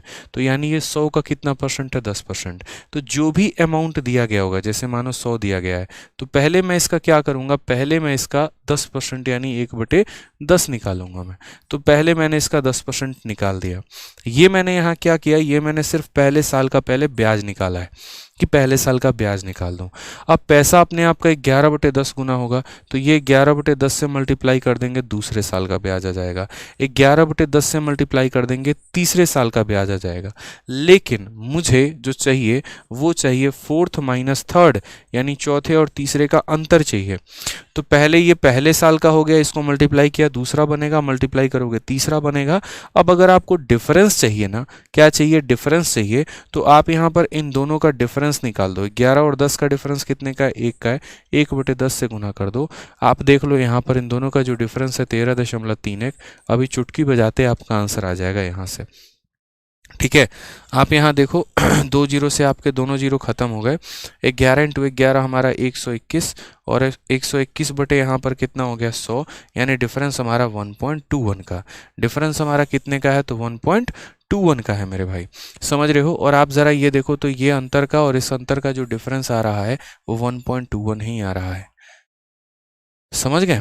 तो वही बात है कि हमें इंक्रीज देखना होता है, हमें देखना होता है वैल्यू कितनी बढ़ी है, हमें ऊपर वाले का डिफरेंस देखना है या हमें नीचे वाले का डिफरेंस देखना है। जो मैंने आपको बताया वो ये बताया कि ब्याज का भी ब्याज कैसे निकाला जा सकता है, कि तीसरे साल के ब्याज में चौथे साल के ब्याज में कितने का अंतर है, 1.21 का। और वो हम कैसे लेकर आ गए, तो पहले हम पैसे से पहले साल का ब्याज निकाले, ये अपने आप में मल्टीप्लाई होकर दूसरे का ब्याज बन गया, ये मल्टीप्लाई होकर तीसरे का ब्याज बन गया, और यहाँ इनके डिफरेंस से मल्टीप्लाई किया तो तीसरे और चौथे का अंतर आ गया, तीसरे और चौथे का अंतर आ गया। ठीक है, तो ऐसे हो जाता है सवाल। अब हम आ जाते हैं यहाँ पर, जैसे मानो कल के दिन क्वेश्चन हम आपको दे रहे हैं, मान लीजिए कंपाउंड इंटरेस्ट सपोज करिए पढ़ा रहे हैं हम आपको मैंने पैसा दे दिया, मान लीजिए 1000 रुपये। रेट मैंने आपको कह दिया कि आपका जो रेट है ना वो 8% का रेट है, और मुझे बस यहाँ पर चौथे साल का जो ब्याज है ठीक है, फोर्थ ईयर का जो कंपाउंड इंटरेस्ट है और थर्ड ईयर का जो हमारा कंपाउंड इंटरेस्ट है, इन दोनों का डिफरेंस बताइए। सिर्फ इन 2 सालों का डिफरेंस बताना है, ब्याज का डिफरेंस बताना है। आप क्या बोलोगे? सबसे पहले बोलोगे सर पहले साल का ब्याज निकालिए। पहले साल 8% की फ्रैक्शन वैल्यू कितनी होती है? 8% की फ्रैक्शन वैल्यू जो है 2/25 होती है। तो पहले आप यहाँ पैसा रखेंगे, ठीक है, यहाँ पर इसके बाद इसको 2/25 से मल्टीप्लाई करके पहले साल का ब्याज निकाल देंगे। तो ये आपका पहले साल का ब्याज आ चुका है, ठीक है। अब पहले साल का ब्याज आ चुका है तो पहले साल का ब्याज अपने आप में 25 में 2 जोड़ो यानी ये 27/25 हो जाएगा। ये हमारा दूसरे साल का ब्याज होगा। फिर इसको अगर हम बात करते हैं तीसरे साल का ब्याज निकालने के लिए 27/25 से गुना करो, ये तीसरे साल का ब्याज आ जाएगा, ठीक है। हमें यहाँ पर क्या करना है? चौथे और तीसरे का अंतर निकालना है। इन दोनों का डिफरेंस कितने का है? 2 का है, वो ऊपर रखेंगे और नीचे 25 आएगा। सबको मल्टीप्लाई कर देना। फोर्थ ईयर का CI थर्ड ईयर का CI का डिफरेंस निकल जाएगा। ये CI शब्द मैं लिख रहा हूं बट असल में आप इसे परसेंटेज ही समझो। ऐसा सवाल पूछा जा सकता है कि किसी वस्तु की कीमत इतने % से बढ़ रही है तो चौथे इंक्रीज और थर्ड इंक्रीज का डिफरेंस क्या होगा, जो कि नेक्स्ट क्वेश्चन होगा। और अभी तो मैंने थोड़ा आसान दिया आपको मेरे भाई। यहाँ पर अगर फिफ्थ ईयर और थर्ड ईयर पूछ देता ना, जहाँ गैप 2 सालों का होता, तो उस केस में हालत खराब हो जाती, फिर यहाँ स्क्वायर करना पड़ता। तो वो सारी चीज़ें हैं जो हम पढ़ेंगे अच्छे तरीके से। बस एक कंसेप्ट था जो मुझे बताना था। अब ये क्वेश्चन है आपका MTS में पूछा गया सवाल है। सोचिए कैसा लेवल पूछा जाता है MTS में, ठीक है। बिल्कुल, अब ये सवाल बना के दिखाइए आप। और साथ में वीडियो जो है ना, देखो लाइक ऐसे एकदम चाहिए मुझे, लाइक तो लाइक, ठीक है। अगर मेरे कंसेप्ट अच्छे लग रहे हैं आप लोगों को, कुछ सीख रहे हैं आप अच्छा, तो लाइक करते रहिएगा, ठीक है। क्या कहा गया? वस्तु की कीमत हर साल 20% से बढ़ जाती है। तीसरे और चौथे वर्ष की कीमत का देखो, तीसरे और चौथे वर्ष की कीमतों में इतने का अंतर है। हर साल बढ़ रही है और तीसरे और चौथे वर्ष की कीमतों में इतने का अंतर है। तो मैंने क्या कहा, ठीक है, मैंने यहाँ पर कहा कि मान लीजिए कि वस्तु की कीमत मेरी x थी, ठीक है। उसके बाद ये कीमत क्या हो गई होगी? कीमत हर साल 20% से बढ़ गई। 20% का फ्रैक्शन वैल्यू कितना होता है? 1/5, यानी 5 की कीमत कितनी हो गई? 6 हो जाएगी। तो ये हमारा पहले साल का कीमत है। 1 साल के बाद ये कीमत कितना हो जाएगा? तो अपने आप का 6/5। फिर यहाँ 6/5 से गुना करेंगे तो ये 2 साल के बाद की कीमत। फिर यहाँ 6/5 से गुना करेंगे 3 साल के बाद की कीमत। क्वेश्चन में कहा गया तीसरे और चौथे वर्ष की कीमतों में इतने का अंतर है, ठीक है। जो कीमत में बढ़त है उसका नहीं बोला गया, कीमतों में कितने का अंतर है। तो इसको गुना किया दूसरे वर्ष की कीमत, फिर गुना किया तीसरे वर्ष की कीमत, फिर गुना किया गुना किया पहले वर्ष की कीमत, दूसरे की कीमत, तीसरे की कीमत। अब यहाँ पर क्या है? मुझे चौथे का और यहाँ पर तीसरे का अंतर चाहिए, डिफरेंस चाहिए। तो 6 में से 1 गया यानी 1/5। और ये वैल्यू हमारा कितना दिया गया है क्वेश्चन में? तो ये वैल्यू हमारा दिया गया है 259 पॉइंट, कितना हो जाएगा? 259.2 दिया गया है। समझ रहे हैं मेरी बातों को यहाँ पर आप? कि गुना किया दूसरे साल, पहले साल के अंत में कीमत कितनी होगी, दूसरे साल के अंत में कीमत कितनी होगी, तीसरे साल के अंत में कीमत कितनी होगी, और ये उनका डिफरेंस है, ठीक है। ये उनका डिफरेंस है। कुछ नहीं करिए, दशमलव यहाँ से हटाइए, नीचे आपका 10 आ जाना है, ठीक है। आराम से 5 से काट लो आप यहाँ पर 2 बार में और 2 से काटोगे तो आपका 1 2, ठीक है, और 9 और 6, 1296। अगर आप सीधा का सीधा देखोगे ना तो देखो 2 का क्यूब, ये 6 का क्यूब 216 होता है, और 216 का मुझे लग रहा है ये 6 गुना है अगर आप देखो तो, क्योंकि 16 का 6 गुना 96 है और यहाँ 200 का 6 गुना 1200 है। तो ये 6 का क्यूब है 216, 216 से इसे काटोगे सीधा का सीधा, यहाँ पर तुम्हारा कितनी बार में जाएगा? तो 216 से सीधा काटोगे 6 बार में उड़ा के ख़त्म कर देगा ये। तो x की वैल्यू आपकी कितनी आ जाएगी? तो ये हमारा 6 है, और 5 × 5 × 5 × 5 5 × 125 आ जाएगा, यानी ये उस वस्तु की कीमत हो जाएगी, ठीक है। बट यहाँ पर सबसे बड़ी बात पता है क्या है? बच्चा ऐसी गलती करता है कि पहले वो कीमत निकाल लेता है और फिर कीमत निकालने के बाद क्वेश्चन में क्या कहा गया? 40% of the price at the end of second year, दूसरे वर्ष के अंत का जो भी पैसा है उसका 40% कितना होगा। फिर यहाँ इसका 2 वर्ष का निकालता है और जीवन को बर्बाद करता है। मैं हमेशा ऐसी चीज़ों से मना करता हूँ। आप ये बताओ, अगर वस्तु की कीमत पीछे होती तो हम x का मान निकालते हैं। हमसे क्वेश्चन में क्या पूछा पता है आपको? ठीक है, सवाल देखा नहीं, कैलकुलेशन शुरू करते हैं। दूसरे वर्ष के अंत में कितनी कीमत होगी वो पूछा गया है। यानी देखो ये पैसा था, 1 साल के बाद इतना कीमत है, 2 साल के बाद, यानी ये अमाउंट निकालो, ये वैल्यू निकालो, ये वैल्यू, और इस वैल्यू का आपको कितना करना है? इस वैल्यू का 40% बताना है। पढ़ लीजिए अच्छे से कि दूसरे वर्ष के अंत में इसकी कीमत का 40%। तो ये 2 वर्षों का अंत है और इसी का 40% बताना है। तो मान लेते हैं कुछ पल के लिए ये वैल्यू हमारी k हो चुकी है, ठीक है, और k को यहाँ पर हम मल्टीप्लाई कर रहे हैं 6/5 से, तो हमारा वैल्यू आ जा रहा है कितना, 1296। कितना आ गया मेरे भाई, 1296 आ गया। तो सबसे पहले यहाँ अगर हम k की वैल्यू की बात करें, 6 से हम ही काट लेते हैं यार इसको, कितनी बार में जाएगा तुम्हारा, 6 से तुम्हारा कितना, ठीक है, 216 बार में जाएगा। फाइनली k की वैल्यू आ जाएगी 216 इंटू 5, ये हमारी k की वैल्यू आ चुकी है, यानी 2 साल के बाद का कीमत आ चुका है। और मुझे इस कीमत का कितना परसेंट चाहिए, 40%। 40% का मतलब हो गया मेरे भाई, इस कीमत देखो 40% का फ्रैक्शन वैल्यू 2/5 होता है, यानी इसका 2/5 काटोगे, 216 का 2 गुना 432। Option number B for Baahubali correct answer आएगा।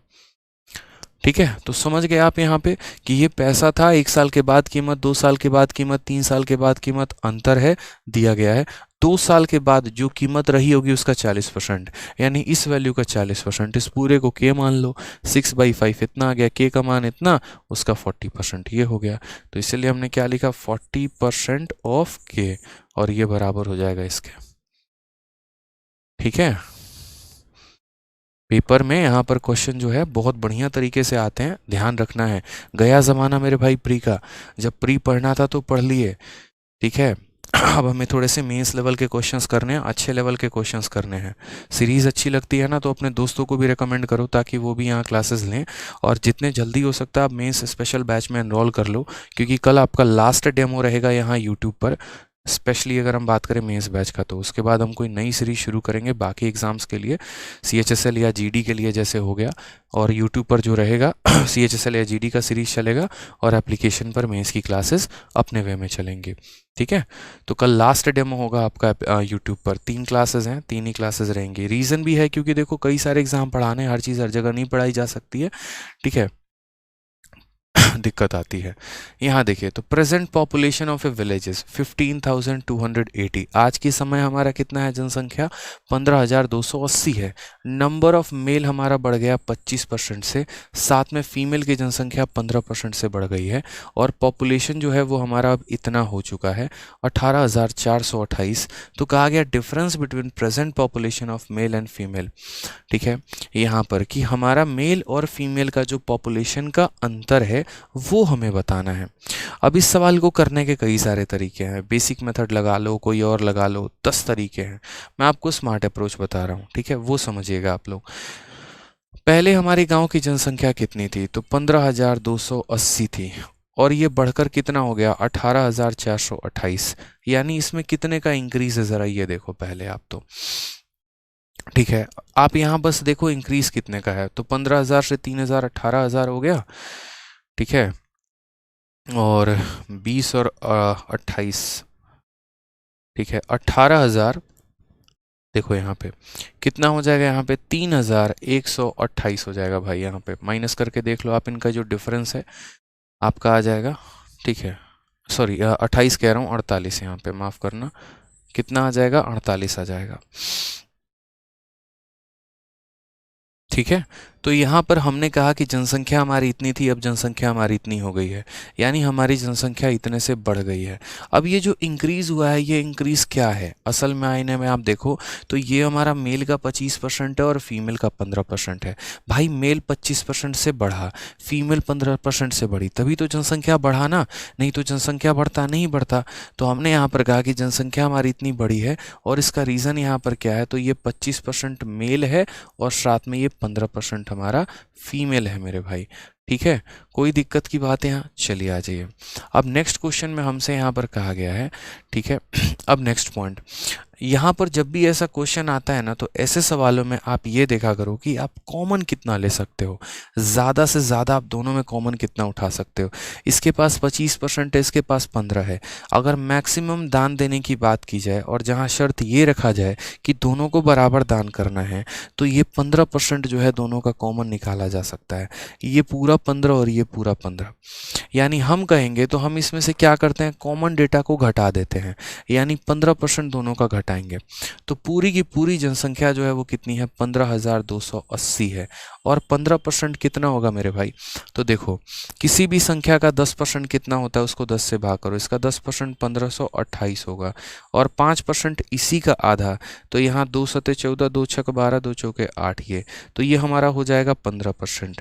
ठीक है, और ये 15% किसके बराबर हो जाएगा? तो बोलोगे सर 2292 के बराबर हो जाएगा, 2292 के। तो 2292 ये हमारा क्या है? तो ये हमारा ऐसे समझ लीजिए 15% मेल है और 15% फीमेल है।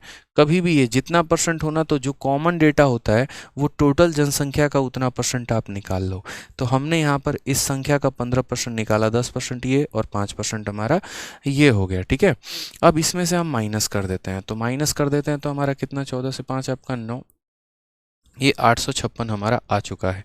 ठीक है, अब ये 856 आप जानते हैं क्या है? ये 856 देखो 15 से 15 मेल फीमेल गया तो ये तो ख़त्म हो गया, 25 में से 15 चला जाएगा यानी 10% मेल, यानी मेल का 10% 856 आया है। मेल का हमारा जो 10% है वो हमारा कितना आ गया है? तो वो हमारा जो है मेरे भाई बहुत ही प्यार तरीके से 856 आया है। यानी हमारा टोटल मेल कितना होगा? तो बोलोगे सर देखो 10% का मान 856 है, तो पूरा मेल 100% होता है, यानी यहाँ पर 10% का इतना, तो 100% का मतलब इसका 10 गुना, यानी मेल हमारा इतना है। क्वेश्चन में मेल नहीं पूछा गया है सर, क्वेश्चन में आपको यहाँ मेल और फीमेल का डिफरेंस पूछा गया है। अब आप यहाँ खुद बताइए, मेल आपका इतना है तो फीमेल कितना होगा? टोटल जनसंख्या में से घटा दीजिए, 15,280 लोगों में से 8,560 लोगों को घटा दीजिए। ठीक है, तो पहले 15,000 में से 8,000 उड़ा दीजिए, बच गया आपका कितना?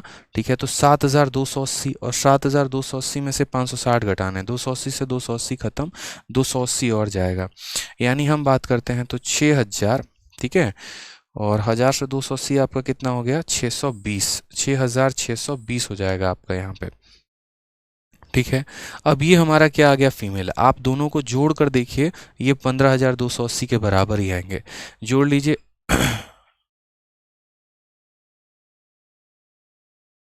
एक सेकंड, यहाँ 6,720 आएगा, माफ़ करिएगा, 6,720 आएगा। ठीक है, 6,720 आएगा, ये हमारा फीमेल हो गया। और अगर हम इनके डिफरेंस की बात करते हैं ना, तो इनका जो डिफरेंस होगा वो कितना होगा, आप यहीं से निकाल लो। ठीक है, तो डिफरेंस हमारा कितने का हो जाएगा? 1840 का। ऑप्शन नंबर ए जो होगा करेक्ट आंसर होगा। तो ये क्वेश्चन काफ़ी कैलकुलेटिव था, लेकिन हम अपने तरीके से इसे बना सकते हैं। पहली बात तो यहाँ पर जितने का इंक्रीज हुआ वो लिख लीजिए, और वो कितना परसेंट है? तो 25% मेल, 15% फीमेल। उसके बाद जो कॉमन डेटा होता है, कॉमन डेटा हमारा कितने कितने का है?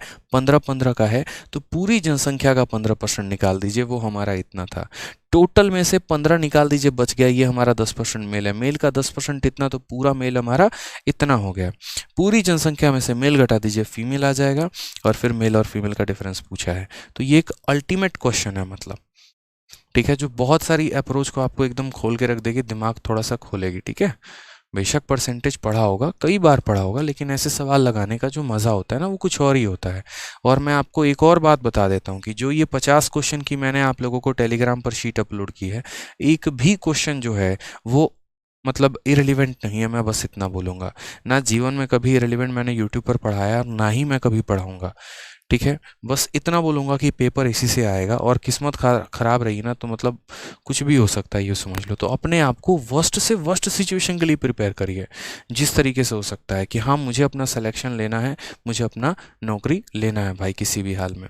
अब जैसे यहीं का सवाल देखो, किसी गाँव की वर्तमान जनसंख्या पुरुष और महिलाओं का इतना, पुरुषों की संख्या में 25% की वृद्धि होती है, महिलाओं की संख्या में 15% की वृद्धि होती है, तो जनसंख्या इतनी हो जाएगी। गांव में पुरुषों और महिलाओं के वर्तमान जनसंख्या के बीच का अंतर, एकदम फोटोकॉपी मैंने पीछे वाले क्वेश्चन का कर दिया, डेटा बदल दिया हमने यहाँ पे, क्यों? ताकि ये क्वेश्चन हम करवाएं और एक क्वेश्चन आप कर सको। तो ये क्वेश्चन आपके लिए होमवर्क हो जाएगा। एकदम पीछे वाले वीडियो को आराम आराम से देख देख के प्रैक्टिस करना, कुछ भी नहीं बदला ज़्यादा। यहाँ 25%, 15% भी मैंने यहाँ रहने दिया ऐसे ही, ताकि आप सीख पाओ आराम से। तो एक वीडियो देखना और उसके आधार पे उस क्वेश्चन को आप लगाते चलना भाई।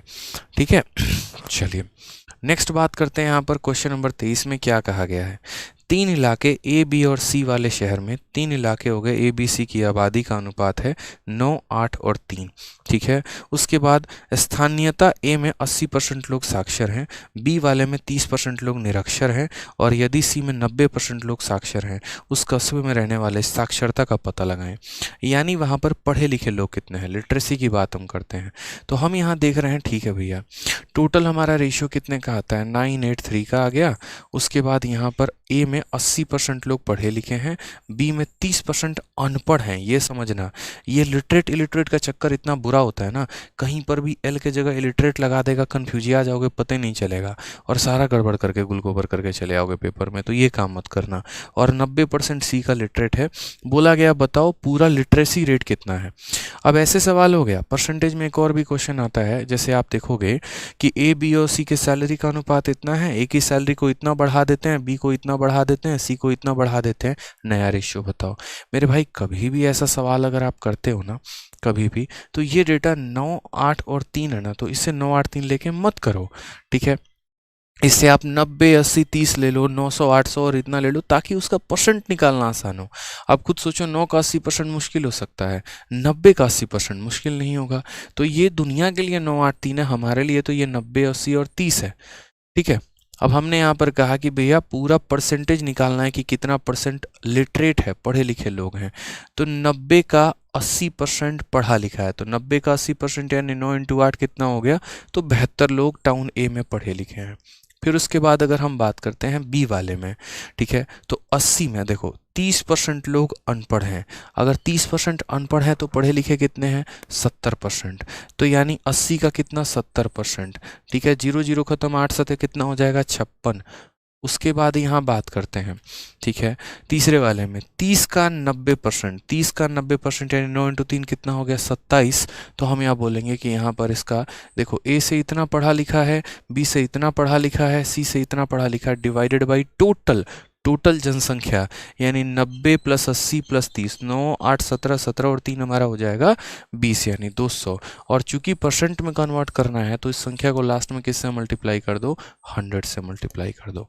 समझ गए, यहाँ पे कर लीजिए सॉल्व। दशमलव में आंसर आएगा आपका, ठीक है, या तो ये होगा, नहीं तो नन ऑफ दीज होगा।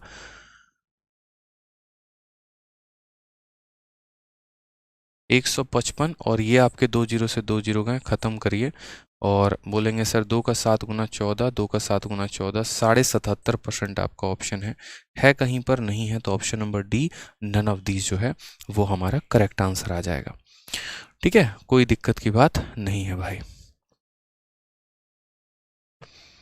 ठीक है। हाँ, कोई डेविएशन मेथड यहाँ पर ये क्या लगाओगे, डेविएशन मेथड मतलब जबरदस्ती डेविएशन लगाओगे, कुछ भी, ये बताओ।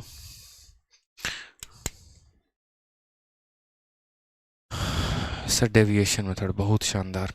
आ जाइए अगला सवाल देखते हैं। श्री यशवंत सिन्हा के द्वारा प्रस्तुत बजट के कारण चीनी का मूल्य 40% बढ़ जाता है, और वर्मा परिवार ने खपत इतनी कम कर ली कि चीनी पर खर्च में सिर्फ 12% की ही वृद्धि कर पाते हैं वो। यदि मूल्य वृद्धि होने के पहले चीनी की खपत 50 किलोग्राम था, परिवार में चीनी की वर्तमान खपत ज्ञात करो। अब इस सवाल को एक नहीं कई सारे तरीके से आप कर सकते हैं, मैं आपको बता रहा हूँ। आप जब भी देखते हैं प्राइस कंजप्शन एक्सपेंडिचर का क्वेश्चन, आप तुरंत यहाँ रेशियो लिख लिया करिए कि सर ये हमारा प्राइस है, ये हमारा कंजप्शन है, और हमें क्या मिलना है, तो हमें एक्सपेंडिचर मिलना है।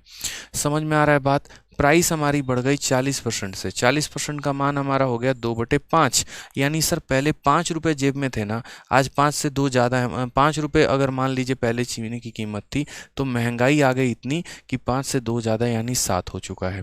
उसके बाद यहाँ बात करते हैं, तो फैमिली रिड्यूस कर लेती है अपने कंजप्शन को, भैया खर्चा कम कर लेती है वो, ठीक है, और उसके कारण उसका जो खर्चा है, एक्सपेंडिचर है, वो 12% बढ़ जाता है।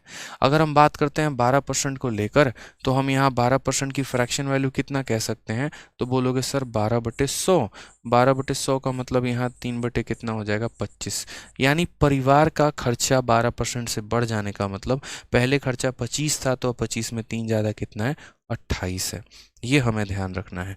तो परिवार पहले खर्च कितना कर रहा था 25 रुपये, और अब उसने 25 में 3 ज़्यादा खर्च कर दिया मतलब 28 रुपये खर्च कर दिया। अब आप देखो कई सारे तरीके से कह सकते हो यहाँ पर, ये आपने इन सबको लिख दिया ना, ठीक है। आप यहाँ खुद ही सोचो ना कि हम यहाँ पर इस संख्या को किसी से मल्टीप्लाई करते हैं तो 25 आता है, इसको किसी से मल्टीप्लाई करते हैं तो 28 आता है। तो अगर हम यहाँ वैल्यू निकालना चाहें तो क्या होगा, 25 को 5 से भाग करो 5, 28 को 7 से भाग करो 4, आपका सीधा का सीधा आ गया। क्रॉस मल्टीप्लाई करके लाना चाहते हो वो भी ला सकते हो, यहाँ 25 इंटू 7 आएगा, 28 इंटू 5 आएगा तो भी कर सकते हो। बट आप सोचो ना 5 इंटू 5 25, 7 इंटू 4 28, ऐसे ही तो आता है। यानी कहने का मतलब आप पहले कंज्यूम अगर 5 यूनिट कर रहे थे, अब आप कंज्यूम 4 यूनिट कर रहे हो, आपने 1 यूनिट की कमी कर ली। क्वेश्चन में दिया क्या है और पूछा क्या है वो ज़रा देखिए। तो यहाँ पर कहा गया है if the total consumption of sugar before the rice, पहले वो कितना किलो था 50 किलो, तो प्रेजेंट कंजप्शन पूछा गया है कि आज के समय वो बंदा कितना खा रहा है। यानी पहले 5 का मान दिया गया था और वो कितना था 50, तो पूछा गया 4 का मान कितना होगा, 5 का मान 50 तो 4 का मान 40। कौन सा ऑप्शन है, बी फॉर बाहुबली। समझ गए। चलिए अब बी से एक अच्छा सा वोकैबुलरी बताइए, देखते हैं कितने बच्चों को याद है जो आपके पेपर में पूछा जाता है। याद करवा दे 2-3 वोकैबुलरी बताओ, ठीक है। बी से आपका याद कर लो, बहुत सारे वर्ड आ रहे हैं, कौन सा वर्ड कहा जाए। चलिए आप ही कोई वर्ड बताइए फिर मैं बताता हूँ उसका तरीका याद करने का, ठीक है। बी से बॉस्ट्रेस हो गया, ब्रेगाट हो गया, बेनीवोलेंट, हाँ ये सारे के सारे शब्द बहुत अच्छे हैं, बिल्कुल बिल्कुल बिल्कुल बिल्कुल, ठीक है। बी से जैसे सबसे पहले याद कर लो यहाँ पर कि बेलीजेरेंट एक बहुत अच्छा शब्द है, बेलीजेरेंट जिसे हम कहते हैं, और बेलीजेरेंट का मतलब मेरे भाई होता है लड़ाकू, ठीक है। इसको याद करने का तरीका ऐसा हो सकता है जैसे मानो आप एकदम गए बढ़िया से, हाँ बेलिकोस भी कह सकते हो कि सर बेलिकोस है, ठीक है, बेलीजेरेंट भी आपका हो जाता है। अब यहाँ पर ऐसे बेलीजेरेंट को याद कर सकते हो ना कि आप एकदम बढ़िया से 1 लाख रुपए का टिकट करा के दुबई पहुंचे और बोले कि भाई तेरा मूवी देखेगा, ठीक है, और मूवी भी देखेगा साथ में बेली डांस भी देखेगा। अब यहाँ पर बेली डांस के लिए आप इतना पैसा लगा दिए, बोले यार एकदम बेली डांस ज़बरदस्त होता है, मज़ा आता है एकदम, ठीक है बढ़िया है जो भी है। और वहाँ पता चला गए तो पता चला सरकार ने कहा कोई बेली डांस नहीं होगा। अब वहाँ पर आप क्या हो जाओगे, खुश हो जाओगे, बोलो हैं। 1 लाख रुपए का टिकट लगाए, आए, होटल बुक किए, फंक्शन में गए, फंक्शन में जाके बैठे हुए हैं, बेली डांस देखने को मिलेगा, और पता चलती है सरकार कहती है नहीं होगा। फिर वहाँ क्या बोलोगे, जो मिलेगा वहीं मारोगे ऑर्गेनाइजर को हाथ में, तो उसको क्या हो गया, आपका मतलब एक तरीके से बिहेवियर एकदम ऐसा हो गया, अग्रेसिव टाइप हो गया, ठीक है, दिमाग खराब हुआ, ले मारेंगे सर पे, यही वाली बात हो जाती है ना। तो बेलीजेरेंट का मतलब यहाँ पर हो जाता है जो लड़ाकू स्वभाव का होता है। समझ गए बात को यहाँ पर, ठीक है। तो बेली डांस नहीं देखने को मिलता है तो बेलीजेरेंट हो जाते हैं, आप एकदम बोलते हैं जर गए भाई साहब हम यहाँ पर। तो जर्मनी में गए थे, बेली डांस देखने तो मिलेगा बिल्कुल भी नहीं, तो बेलीजेरेंट हो जाता है। इसके कई सारे सिनोनिम्स भी होते हैं अगर आप याद करोगे तो, जैसे एक वर्ड बहुत अच्छा होता है बरसर्क भी होता है, बहुत अच्छा पेपर में पूछा जाता है, कई बार पेपर में पूछा गया, बरसर्क हो गया मेरे भाई, ठीक है। और एक और बात बताएं तो बेलिकोस भी आप इसे कह सकते हो, बट वो छोड़ो, यहाँ पे कॉलरिक भी कह सकते हो। अब बरसर्क हो गया, ठीक है, तो बरसर्क को भी याद ऐसे ही कर सकते हो। ब्रिस्क भी, हाँ बहुत अच्छा, ब्रिस्क भी एक बहुत अच्छा शब्द है, ब्रिस्क का भी मतलब होता है। बरसर्क को ऐसे याद कर लो जैसे आपकी जब शादी होती है और आपकी जब नई नई लुगाई आपके घर में आती हैं, तो आप क्या सोचते हो एकदम कि भैया हम सबको देखें, हमारी वाली को कोई ना देखे। समझ रहे हैं बात, नहीं समझ रहे हैं, यहाँ पे यही होता है ना एकदम पॉसेसिवनेस लड़कों का, एकदम भैया ठीक है दूसरों की गर्लफ्रेंड तुम देखोगे, तुम्हारी वाली को कोई देख ले तो आग सी लग जाती है ना तुम्हें, एकदम वही वाली कहानी है। तो जब नई नई शादी होके आई है तो ये भाई साहब एक लड़का है हमारा, समझा, मुन्ना, और मुन्ना जो है बेचारा इतना ज़्यादा यहाँ पर है, क्या बोलते हैं उसको हम, पॉसेसिव, जो आप लोग का टर्म होता है तो इतना ज़्यादा पॉसेसिव है कि अपनी वाली को धमका के रखता है कि देखो सर पे सारा टाइम पल्लू रखे रहना, तुम्हारे सर से पल्लू सरकना नहीं चाहिए, अगर पर से अगर मतलब सर से पल्लू सरक गया ना तो देख लेना फिर हम बरसर्क हो जाएंगे। समझ गए बात को यहाँ पे, कुछ भी हो जाए भाई साहब, तुम कहीं भी जाओ कहीं भी जाओ, बस पल्लू सरकना नहीं चाहिए, समझ रहे हो यहाँ पर, ठीक है। पल्लू सरक जाता है तो बंदा बरसर्क हो जाता है, ठीक है। अपने अपने तरीके हैं। बहुत शानदार। चलिए आ जाइए नेक्स्ट क्वेश्चन। अगला सवाल देखो, बढ़िया क्वेश्चन है ये भी। लाइक वाइक करते रहो, एकदम बढ़िया माहौल चल रहा है। बताओ, वो कैब फ्री में मिल रहा है आप लोगों को मैथ्स के साथ साथ है। क्लास कैसे लें? देखो, बीच में मैं आपको एक बात बता रहा हूँ। ये जो क्लास है आपका, ये पूरा का पूरा क्लास आपको जो मिलेगा वो आपको मिलेगा आरजी विक्रमजीत एप्लीकेशन पे। ठीक है, एक सेकंड एक सेकंड।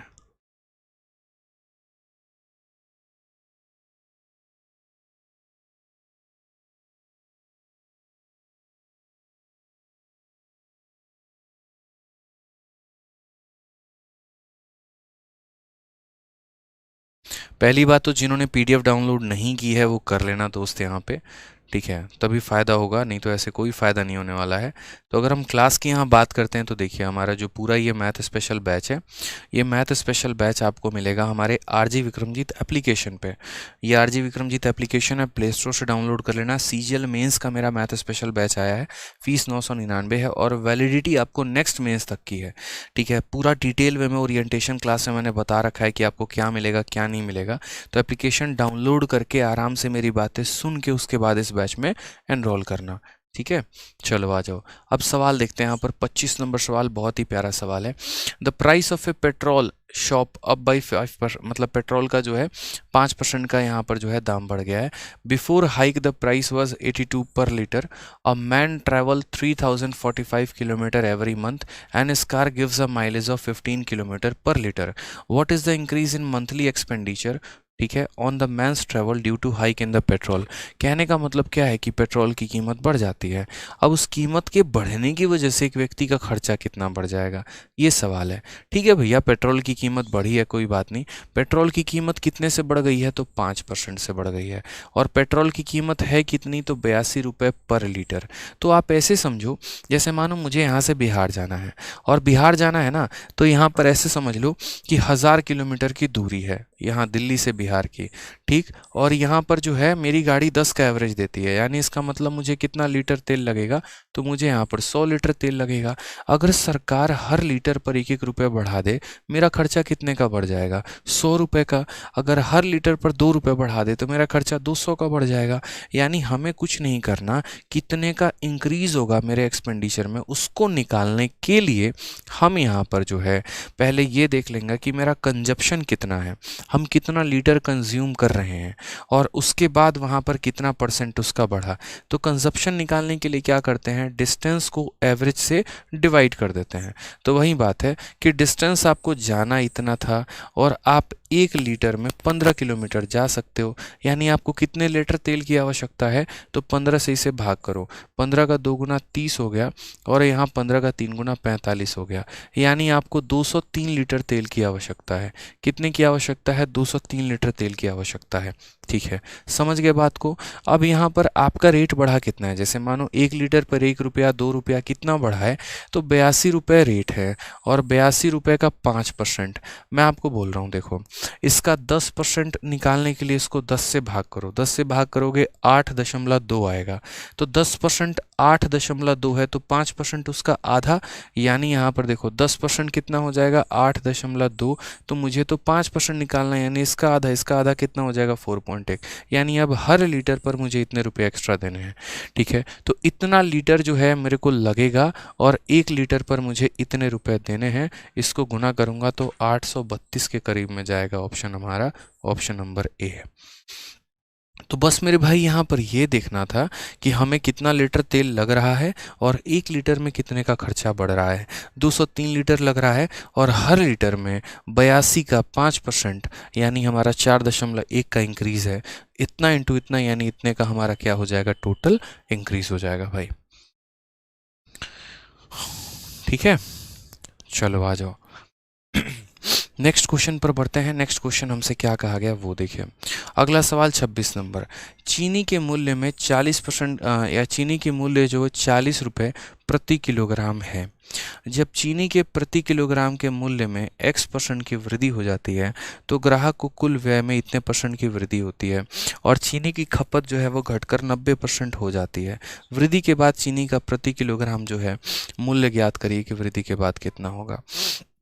चीनी का मूल्य हमारा 40 रुपये पर किलो है, चीनी के प्रति किलोग्राम मूल्य में इतने % की वृद्धि हुई तो ग्राहक ने व्यय में इतने की वृद्धि कर ली और खपत घटकर हमारा इतना हो गया। इस क्वेश्चन को हम करेंगे लेकिन थोड़ा सा इसे होल्ड पे रखेंगे, अभी नहीं, क्योंकि हमें और बाकी सवाल करने हैं और इसके साथ वाले सारे सवाल हम इसी के साथ करेंगे। बट ये बहुत अच्छा क्वेश्चन है, बहुत शानदार क्वेश्चन है, स्क्रीनशॉट लेना आप लोग, ठीक है। आ जाओ, अभी वो कैटेगरी के सारे क्वेश्चन हम एक ही साथ करने वाले हैं। क्वेश्चन नंबर 27 देखिए क्या कहा गया है, ठीक है। सही में कहा गया कि एक कार की कीमत मोटरसाइकिल की कीमत से 250% अधिक है। 250% है, 25% नहीं है, इस बात को ध्यान रखना। यानी अगर हम मान लो यहाँ पर कार कहते हैं और यहाँ पर अगर हम बाइक कहते हैं, ठीक है, और यहाँ कार इससे 250% अधिक है, तो पहली बार 250% को फ्रैक्शन में तोड़ोगे तो 250 बटे कितना हो जाना है, 250 बटे 100 हो जाना है, ठीक है। 50 से काटा 2 बार में, 50 से काटा 5 बार में, यानी अगर आपका बाइक का कीमत, या ऐसे भी कह लो सर अगर बाइक की कीमत आपकी 100 रुपये है तो इससे 250 ज़्यादा कौन होगा, कार होगा, यानी कार की कीमत 350 हो जाएगी। 250% का मतलब यही तो होता है कि अगर ये 100 है तो इससे 250 ज़्यादा 350 हो जाएगी, ठीक है। उसके बाद क्या, यदि एक कार की कीमत में 40% की कमी की जाती है, यानी इसमें 40% कम कर दो, इसका 40% 140 हो गया, ठीक है। तो यहाँ पर इसका जो है 140 कम कर दो तो कितना हो जाएगा, 210 हो जाएगा मेरे भाई, समझ गए। इसका 10% 35, 20% 70, 40% 140, 140 कम किया, आ गया इतना। तो वही बोला गया कि कार की कीमत में इतने की कमी हो जाती है और एक मोटरसाइकिल की कीमत में 40% की वृद्धि हो जाती है। इसमें आप 40% बढ़ा देते हैं, यानी 100 को 140 बना देते हैं। तो उसके बाद हमसे क्या कहा गया, तो एक कार और 2 मोटरसाइकिल की कुल कीमत में मूल कीमत की तुलना में कितने % का परिवर्तन हुआ है, यानी कितने की वृद्धि हुई है। तो सबसे पहली बात हम यहाँ बात करते हैं यहाँ पर कि हमने जो कार में है जो डिक्रीज़ किया, सिर्फ इंक्रीज़ या डिक्रीज़ जो हुआ है ना, हम उसे देखेंगे। तो यहाँ पर जो डिक्रीज़ हुआ है वो कितना % हुआ है, 40%। और इस संख्या का 40% कितना हुआ, इस संख्या का 40% 140 हो गया, इतने की कमी हुई है। और यहाँ कितने का इंक्रीज़ हुआ है बाइक में, तो बाइक में इसका 40% हुआ है, यानी इतने का इंक्रीज़ हुआ है। समझ गए मेरी बात को, इसका 40% कम कर दिया गया, इसमें 40% बढ़ा दिया गया है। क्वेश्चन में हमसे क्या कहा है, एक कार और 2 मोटरसाइकिल की कुल कीमत में मूल कीमत की तुलना में कितने का परिवर्तन होगा, ठीक है। आप मुझे बताओ, मैं एक कार लूँगा उसमें मुझे 140 का नुकसान होगा अब, और मैं 2 बाइक यहाँ लूँगा, एक बाइक में 40 का फ़ायदा, 2 में कितने का फ़ायदा हो गया, 80 का। यानी कुल मिलाकर मुझे जो यहाँ पर हो रहा है वो 60% का लॉस हो रहा है, डिक्रीज़ हो रहा है। तो पहली बात इंक्रीज़ तो आंसर होगा नहीं। और ये जो 60 होगा ये हमारा टोटल कितने के वैल्यू पर होगा, ये भी बहुत मायने रखता है। तो इसको हम लोग ऐसे लिखेंगे सीधा कि भैया परसेंटेज इंक्रीज़ या डिक्रीज़ हमें कितने का हुआ। तो मैंने कार कितनी ली, तो 1, यानी -140। बाइक कितने ली, तो 2, यानी यहाँ पर इसमें 80 रुपये, डिवाइडेड बाई, इसको हम कंपेयर करेंगे इसके ओरिजिनल वैल्यू से। एक कार की कीमत कितनी है, तो 350, और यहाँ 2 बाइक की कीमत कितनी है, तो 200। ये हमारा इतने का इंक्रीज आया, इतने के ऊपर इनटू कितना कर देंगे, 100 मेरे भाई, सीधा सीधा आंसर आ जाएगा।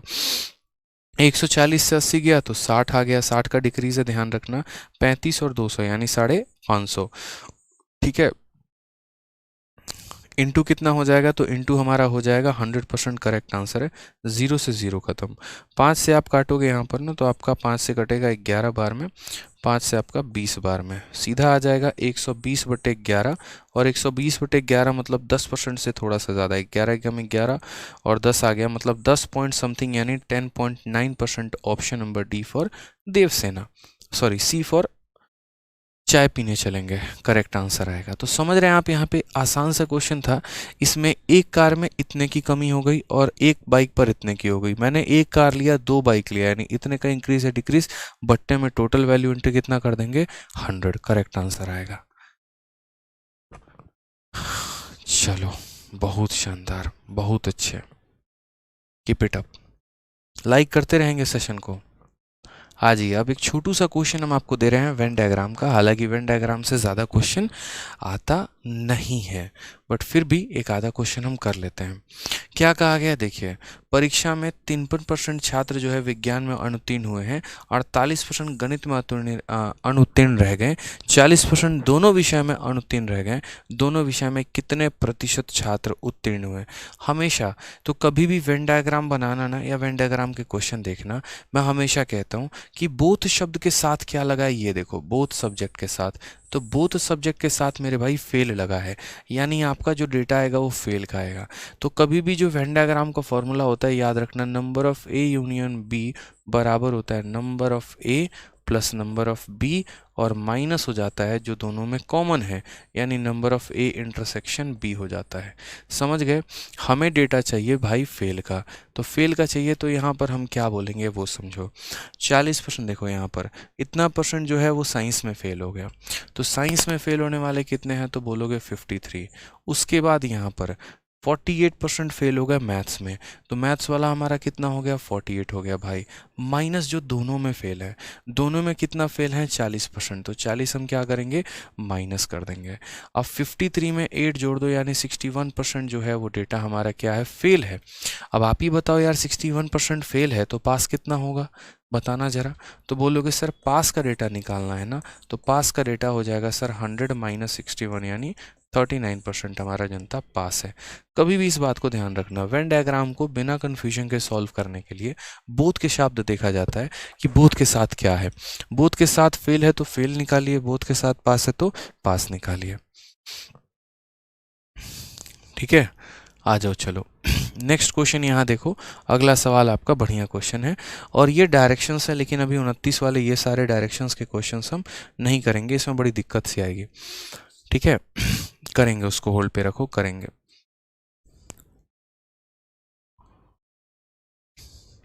आ जाइए, थोड़े से इलेक्शन के क्वेश्चंस हम यहाँ करते हैं।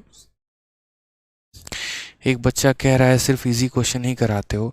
मेरे भाई आपको तो अब मैं क्या, आप कोई पढ़ा भी नहीं पाएगा। इतना अगर अच्छा लेवल है आपका तो मुझे लग रहा है कि आप पढ़ क्यों रहे हो यहाँ पे। ठीक है, सूर्यांश करके हैं। एक क्वेश्चन मात्र अभी तक इजी आया, वो है वेन डायग्राम का। बाकी क्वेश्चन देखा, बना लिया है, बाकी क्वेश्चन बन रहे थे। एक सवाल से तुरंत आप लोग जज करना शुरू कर देते हैं, और आप लोग नहीं, कुछ बच्चे हैं। बाकी क्वेश्चन देख लो बेटा, पूरे के पूरे 50 क्वेश्चन दिए हैं, थोड़ा हिल जाए बन जाए तो बता दो मुझे भी। और ना तो आप ऐसे खतरनाक आदमी हो जिसको हम क्या भाई साहब कोई नहीं पढ़ा सकता, फिर तो भगवान जी को अवतार लेना पड़ेगा आपको पढ़ाने के लिए। ठीक है, करवाते हैं कैट के भी क्वेश्चन, पता है आपको आ जाओ यहाँ पे, आराम से कैट के भी क्वेश्चंस करवाएंगे। 4 साल पेपर निकलेगा नहीं उससे, फायदा वायदा होगा नहीं आपका कुछ भी। है जहर हमारे पास, चाहिए तो बताओ। चलो आ जाओ, क्वेश्चन नंबर 30 देखो क्या कहा गया है। In an election candidate x got 70% of the overall valid vote. ठीक है, ये शब्द बड़ा महत्वपूर्ण रहता है वैलिड वोट का। 20% of the overall vote were declare invalid, 20% हमारा इनवैलिड हो चुका है। And the total number of vote is 64,000, find the number of valid vote polled in favour of candidate. अक्सर ऐसे क्वेश्चन आते हैं। ठीक है, मेरा मानना है कि जब भी हमें ऐसे सवाल लगाने हो ना, हम थोड़ा सा ध्यान देंगे। हमने यहाँ पर बेसिक में बहुत अच्छे तरीके से बता रखा है कि जब वैलिड वोट दिया जाता है तो हम सीरीज़ मेथड लगाते हैं, और जब वैलिड वोट नहीं दिया होता है, टोटल वोट दिया होता है, तो हम सीरीज़ मेथड नहीं लगाते हैं। इस क्वेश्चन को हम सीरीज़ मेथड से कर सकते हैं। कैसे करेंगे यहाँ पर, तो मैंने कहा यहाँ पर टोटल नंबर ऑफ़ वोट जो है वो 64,000 है, तो सबसे पहले मैंने यहाँ टोटल नंबर ऑफ़ वोट लिख दिया 64,000 यहाँ पे।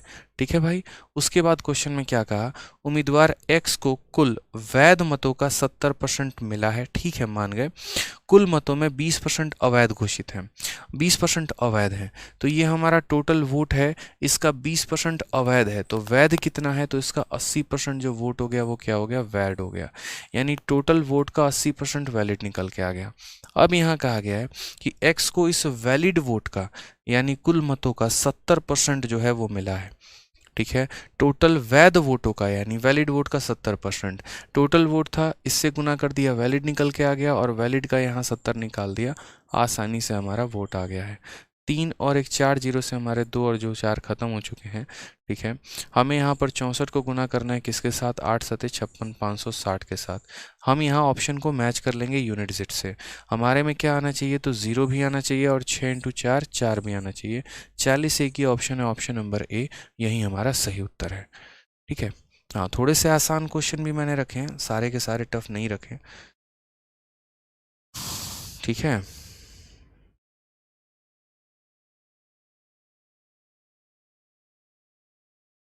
चलिए अब एक क्वेश्चन जो हमने पीछे छोड़ा था, हम उस सवाल पर आते हैं वापस से।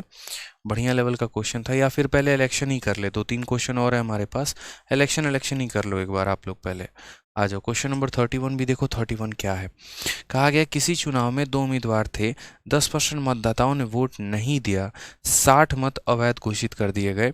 विजयी उम्मीदवार को अपने प्रतिद्वंदी उम्मीदवार से 308 मत अधिक प्राप्त हुए। यदि विजेता उम्मीदवार को कुल मतों का 47% मत प्राप्त होता है, तो प्रत्येक उम्मीदवार को कुल कितने मत जो हैं वो प्राप्त हुए होंगे। समझ रहे हैं बात को, यानी कितने कैंडिडेट हैं यहाँ पे, तो 2 कैंडिडेट है एक चुनाव। 10% वोट तो लोगों ने नहीं दिया और 60 वोट जो है वो इनवैलिड हो गया है। ठीक है, इलेक्टेड कैंडिडेट को 308 वोट ज़्यादा मिला है अपने ओपोनेंट से, और इलेक्टेड कैंडिडेट को 47% मिला है टोटल वोट का। टोटल वोट का 47 मिला है, तो हर कैंडिडेट को यहाँ कितने का वोट मिला होगा। ठीक है, कोई दिक्कत की बात नहीं है, आराम से सॉल्व हो जाएगा। देखो, पहली बात तो ऑप्शन नंबर ए हो ही नहीं सकता। ठीक है, क्यों ऑप्शन नंबर ए नहीं हो सकता, क्योंकि इलेक्टेड को 308 वोट ज़्यादा मिला है। अगर इसमें हम 308 जोड़ देंगे ना, तो 308 जोड़ेंगे तो हमारा 2340 होना चाहिए, 2316, ये नहीं हो सकता। इन दोनों का डिफरेंस 308 का है ही नहीं। अगर हम यहाँ देखो, डिफरेंस भी देख लिया करो। अब देखो, इसमें अगर 8 4 4 12 आता, ये भी हमारा नहीं होगा। ठीक है, और 308 है तो 8 5 13 है, ये भी नहीं होगा। ठीक है, ऑप्शन नंबर डी आंसर होगा। और वो भी किस बिहाफ पर हमने कर दिया, तो सीधा सीधा डिफरेंस पे सवाल देखने की ज़रूरत भी नहीं पड़ी। बताओ, कभी कभी नज़रें ऐसी भी रखा करो यार। पूरा क्वेश्चन मैंने सॉल्व ही नहीं किया, सिर्फ मैंने यहाँ पर पॉइंट देखा, इलेक्टेड कैंडिडेट गॉट इतना vote more than his opponent. बस भाई साहब, बात खत्म। How many vote did each candidate get, कहने का मतलब जीतने वाले को 308 ज़्यादा मिला उसके ओपोनेंट से। और अभी रिसेंट में एक बहुत अच्छा एसएससी ने पेपर करवाया, उस पेपर में उन्होंने यही डेटा के साथ क्वेश्चन डाला। खुद ही सोचो, सवाल में जीतने वाले को 308 ज़्यादा मिलते हैं अपने ओपोनेंट से, यानी दोनों का अंतर 308 का है। 3 ऑप्शन में डिफरेंस था ही नहीं, चौथे में डिफरेंस था। तो ये क्वेश्चन अगर आप इस तरीके से ऑप्शन के माध्यम से देखते तो ये भी कर सकते थे, क्योंकि पेपर में आपको एकदम जो है बाज वाली नज़र रखनी है, हर एक सवाल पर नज़र रखना है। ठीक है, ताकि आपका फ़ायदा हो सके हर एक ऑप्शंस पे। ठीक है, नहीं तो बेनिफिट नहीं होगा। तो 2 कैंडिडेट हैं इलेक्शन में, मान लेते हैं कि टोटल वोट हमारे पास कितना है, तो 100x है।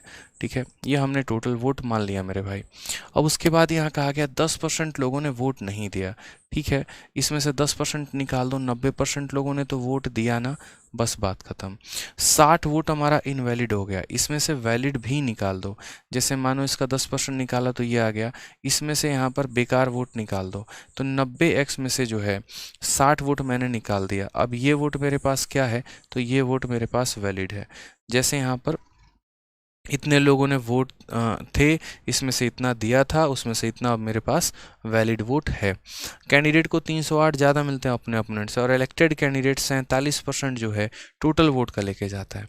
ये जो वैलिड वोट होते हैं ना, ये 2 भागों में बांटते हैं, एक विनर को जाता है, एक लूज़र को जाता है। जीतने वाले को कितना मिला है, 47%, किसका, टोटल वोट का। यानी इसका 47% कितना हो गया, 47x हो गया, ये हमारा जीतने वाले को मिला है। इतने हमारे पास वैलिड वोट थे, उसमें से मेरे भाई यहाँ जो है जीतने वाला इतना लेके चला गया, तो हारने वाला कितना लेके जाएगा, इसमें से इसे माइनस करो, 90 में से 47 माइनस करो, आ जाएगा 43x और -60।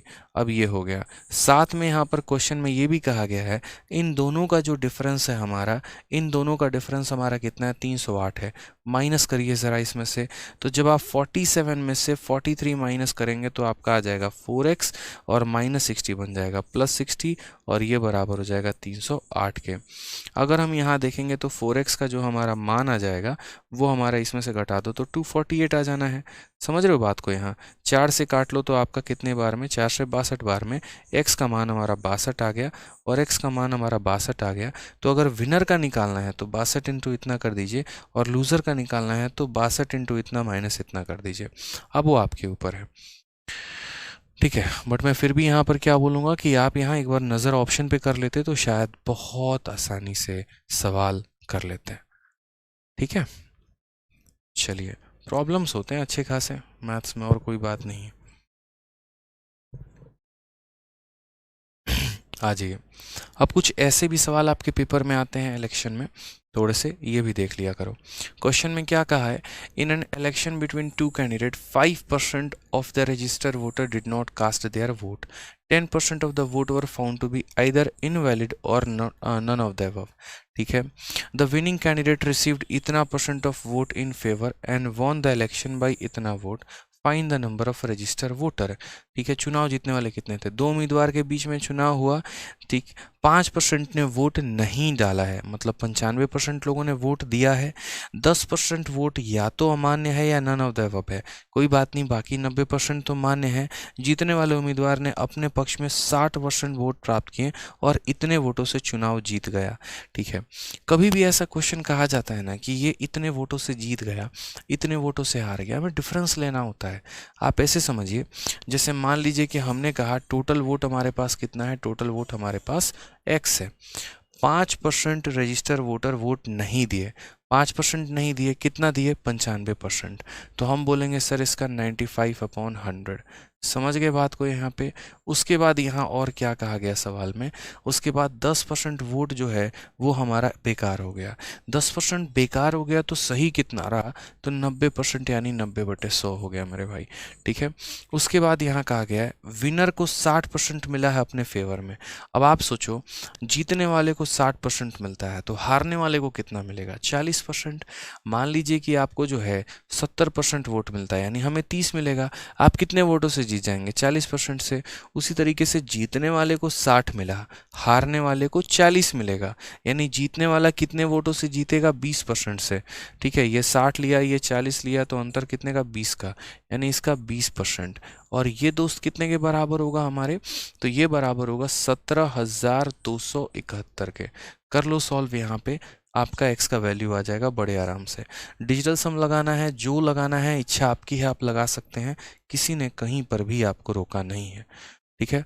आप डायरेक्ट काटना चाहते हो डायरेक्ट काट लो, जैसे यहाँ पर अगर आप डायरेक्ट काटना चाहते हो तो डायरेक्ट काट लो, ठीक है। डिजिटल सम लगाना चाहते हो लगा लो, जैसे 5 से काटोगे तो 19 बार में, और 5 से काटोगे तो 20 बार में, और भाई साहब और काट लो, 2 से आपका 2 चला जाएगा, 9 से आपका जाएगा कितनी बार में, 9 का 1 गुना 9, 9 9 81, 17 फिर 9 एकम 9, 9 9 81, 19 से काटो यहाँ पर कितनी बार में, 101 बार में। x का मान हो जाएगा 101 और नीचे से 3 जीरो आके इसके साथ लग जाएंगे, ये हमारा आंसर हो जाएगा। ऑप्शन नंबर सी जो होगा करेक्ट आंसर होगा। सर एसएससी का कोई स्पेशल बैच आ रहा है, कॉम्बो बैच? अभी कोई स्पेशल बैच नहीं आ रहा भाई, ठीक है। एसएससी में हमारा जो लाइव जो चल रहा है वो चैंपियंस बैच है, आप उसे ज्वाइन करो, उससे पढ़ो, उससे बहुत फ़ायदा होगा आपको। अभी जो हमारा चैंपियंस बैच चल रहा है वो अभी रिसेंट में है तो सही, आप उससे पढ़िए। आ जाइए, ऐसा कुछ भी क्वेश्चन देखिए, ऐसा क्वेश्चन भी आपके इलेक्शन में आ रहा है, ठीक है। ऐसे भी सवाल आपके इलेक्शन में पूछे जा रहे हैं, आपको ऐसे सवालों का भी ध्यान देना है, ठीक है। सर ऐप पर लाइव कल चलता है, कल लास्ट क्लास होगी यूट्यूब पर, उसके बाद सारे क्लासेस एप्लीकेशन पर ही चलेंगे। कोई भी इंक्वायरी होगा ना, ये इंक्वायरी नंबर लिख लो, इस पर फ़ोन करना, आपको पूरी जानकारी मिल जाएगी। ये मेरा पर्सनल इंक्वायरी नंबर है, आप इसमें कोई भी जानकारी चाहोगे पूछना, आप आराम से बैच के संबंधित जितनी बातें हैं सब पूछ सकते हो, ठीक है। आ जाइए, चलिए नेक्स्ट क्वेश्चन देखिए क्या कहा गया। 33, ए बी और सी ने एक चुनाव में भाग लिया है, डाले गए सभी मत वैध थे, ए को कुल मतों का 38% मत प्राप्त हुआ है, प्रत्येक, ये लाइन बड़ी अच्छी है, प्रत्येक 45 मतों के लिए बी को 18 मत प्राप्त हुए हैं, यानी अगर इसे 45 वोट दिया जाता है तो इसे 18 वोट दिया जाता है। विजेता को सबसे कम मत प्राप्त करने वाले व्यक्ति से 5,760 मत अधिक प्राप्त हुए, डाले गए मतों की कुल संख्या जो है वो हमारी क्या रही, हमसे ये पूछा गया, ठीक है, सारे के सारे वोट हमारे वैलिड थे। ए को 38% मिला टोटल वोट का। मैं मानता हूँ यहाँ पर ऐसे सपोज कर लो, जैसे मानो हमारे पास टोटल 100 वोट है, 100x वोट है। ये वोट दो लोगों को जाना है, एक हमारा विनर है और एक हमारा लूज़र है। क्वेश्चन में सॉरी, विनर लूज़र की अभी बात नहीं है, क्वेश्चन में ABC को इलेक्शन है। ठीक है, ए को जो है हमें कितना मिलता है, 38% ऑफ टोटल वोट। ठीक है, तो अगर हम बात करते हैं यहाँ पर ए को लेकर, तो ए को भैया इसका कितना मिल गया, 38% मिल गया यहाँ पे। उसके बाद यहाँ क्या कहा गया है, क्वेश्चन में हमसे ये बोला गया है कि for every 45 vote B got 18 vote. हर 45 वोट में बी को कितना मिलता है, 18 वोट। ये परसेंट पता करना जरूरी है कि कितने परसेंट के बराबर है। समझ रहे हैं मेरी बात को यहाँ पे, कि मुझे जो है हर 45 वोट में 18 वोट मिलते हैं, यानी मेरा वोट का शेयर कितना है। तो अगर बात करें यहाँ पर, तो 9 से आपका जो है 2 बार में परसेंटेज कितना है, तो 18/45 इंटू 100 कर लीजिए आप यहाँ, कि इतने में इतना मिल रहा है, तो परसेंट कितना हुआ, 9 से 2 बार में, 9 से 5 बार में, 5 से काटेंगे 20 बार में, यानी 40% वोट मुझे मिल रहा है। मुझे कितना मिल रहा है, 40% वोट मिल रहा है। तो ए को कितना मिला, इतना। उसके बाद बी को मिला कितना इसका, तो 40%, यानी 40x मिला। और जो बच गया वो किसके हिस्से में गया, सी के। 100 में से हम 78 घटा देंगे, तो हमारा कितना आ जाएगा भाई, 22 आ जाएगा। ठीक है, कितना आ जाएगा, तो 22 आ जाएगा, यानी इतना वोट हमें किसको मिल रहा है, सी को। क्वेश्चन में क्या कहा गया है, क्वेश्चन में कहा गया द विनर गॉट इतना more vote than the person who receive the least number of vote. जीतने वाले को इतना ज़्यादा मिला है और उससे जिसने सबसे कम प्राप्त किए हैं। सबसे ज़्यादा वाले को कितना मिला, 40, सबसे कम वाले को कितना मिला, 22। अंतर कितने का, 18 का। यानी ये 5760 जो है, ये मेरे भाई जीतने और हारने वाले का अंतर है, यानी 18x का मान है। और हमसे पूछा क्या गया है, हमसे यहाँ पर क्वेश्चन में पूछा है टोटल नंबर ऑफ वोट, यानी हमसे यहाँ 100x का मान पूछा है। कितने का मान पूछा है, 100x का। x से x आपका ऐसे भी खत्म है, काट लो यहाँ पर। 18 से कटेगा कितनी बार में, 3 बार में 54, 36 आ गया, 2 बार में इतना, 320 का 100 गुना 32,000 आ गया। Option number D for Devasena correct answer है। ठीक है भाई, कोई दिक्कत की बात है तो बताओ, यानी इसका परसेंट निकालना था, बस बी का निकाल दिया। मज़ा आ रहा है, बताइए एक बार कमेंट बॉक्स में। चलिए, तो मुझे लग रहा है आज हम लोग इतना क्वेश्चन रहने देते हैं, बाकी क्वेश्चंस को हम अदर क्लासेस से कंप्लीट करेंगे। क्वेश्चन हमारे पास पूरे काफ़ी अच्छे अच्छे हैं। आप यहाँ पर एक काम कर सकते हैं, अगर आपको कंप्लीट क्वेश्चन देखना है तो हमने आपको परसेंटेज का पूरा शीट दे ही दिया है। ये मेरा पूरा 50 क्वेश्चन का वो क्लासरूम शीट है जो हम आपको देंगे। किस तरीके से पढ़ाएंगे वो भी बता देते हैं मेंस बैच में। तो पूरा ऐसा 50 क्वेश्चन का आपको एक क्लासरूम शीट मिलेगा, जिसके मैं लाइव सॉल्यूशंस करवाऊँगा। और इसके अलावा 100 क्वेश्चन और भी जो कि काफ़ी अच्छे अच्छे होंगे मेरे भाई। ठीक है, वो 100 क्वेश्चन को विद सॉल्यूशन हम आपको PDF प्रोवाइड करवाने वाले हैं। ठीक है, विद सॉल्यूशन मतलब विदाउट सॉल्यूशन, विद सॉल्यूशन हम आपको PDF उसका प्रोवाइड करवाएंगे हर चैप्टर का। हर चैप्टर में ऐसे ही हमारा रहेगा, बढ़िया बढ़िया क्वेश्चंस होंगे, सारे के सारे तरीके वाले होंगे। ठीक है, और जो तरीका होगा पढ़ाने का वो यही रहेगा, बहुत ज़्यादा तेज़ में नहीं भागेंगे, बहुत धीरे भी नहीं रखेंगे, ऐसा रखेंगे जहाँ से हर बच्चे का बेनिफिट हो सके।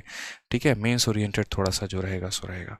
ठीक है, जिन्होंने एनरोल नहीं किया है, कुछ नहीं करना है, अपना ही एप्लीकेशन है। कहाँ जाना है, RG विक्रमजीत एप्लीकेशन पे।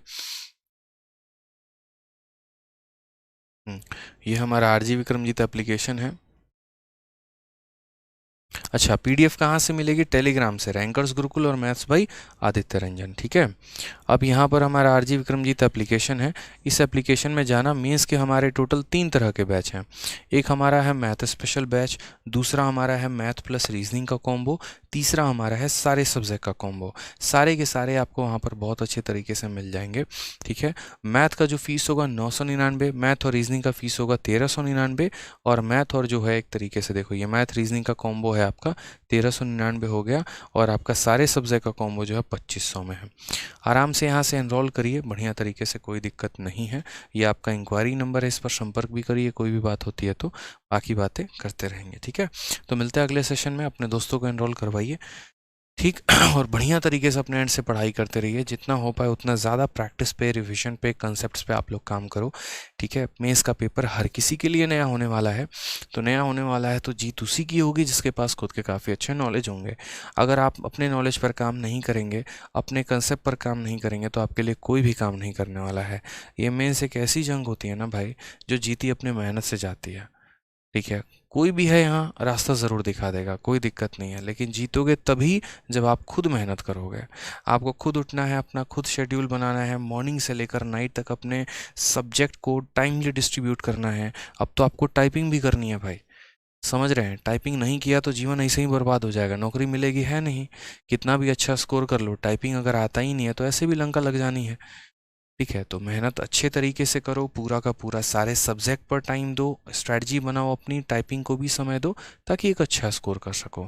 ठीक है, और एक अच्छी जॉब प्राप्त कर सको। हमारा जहाँ तक सहयोग होगा वो हम आपके साथ हैं, लगे रहेंगे। ठीक है, चलिए खुश रहिए, मस्त रहिए, ध्यान रखिए। Love you all, take care, bye.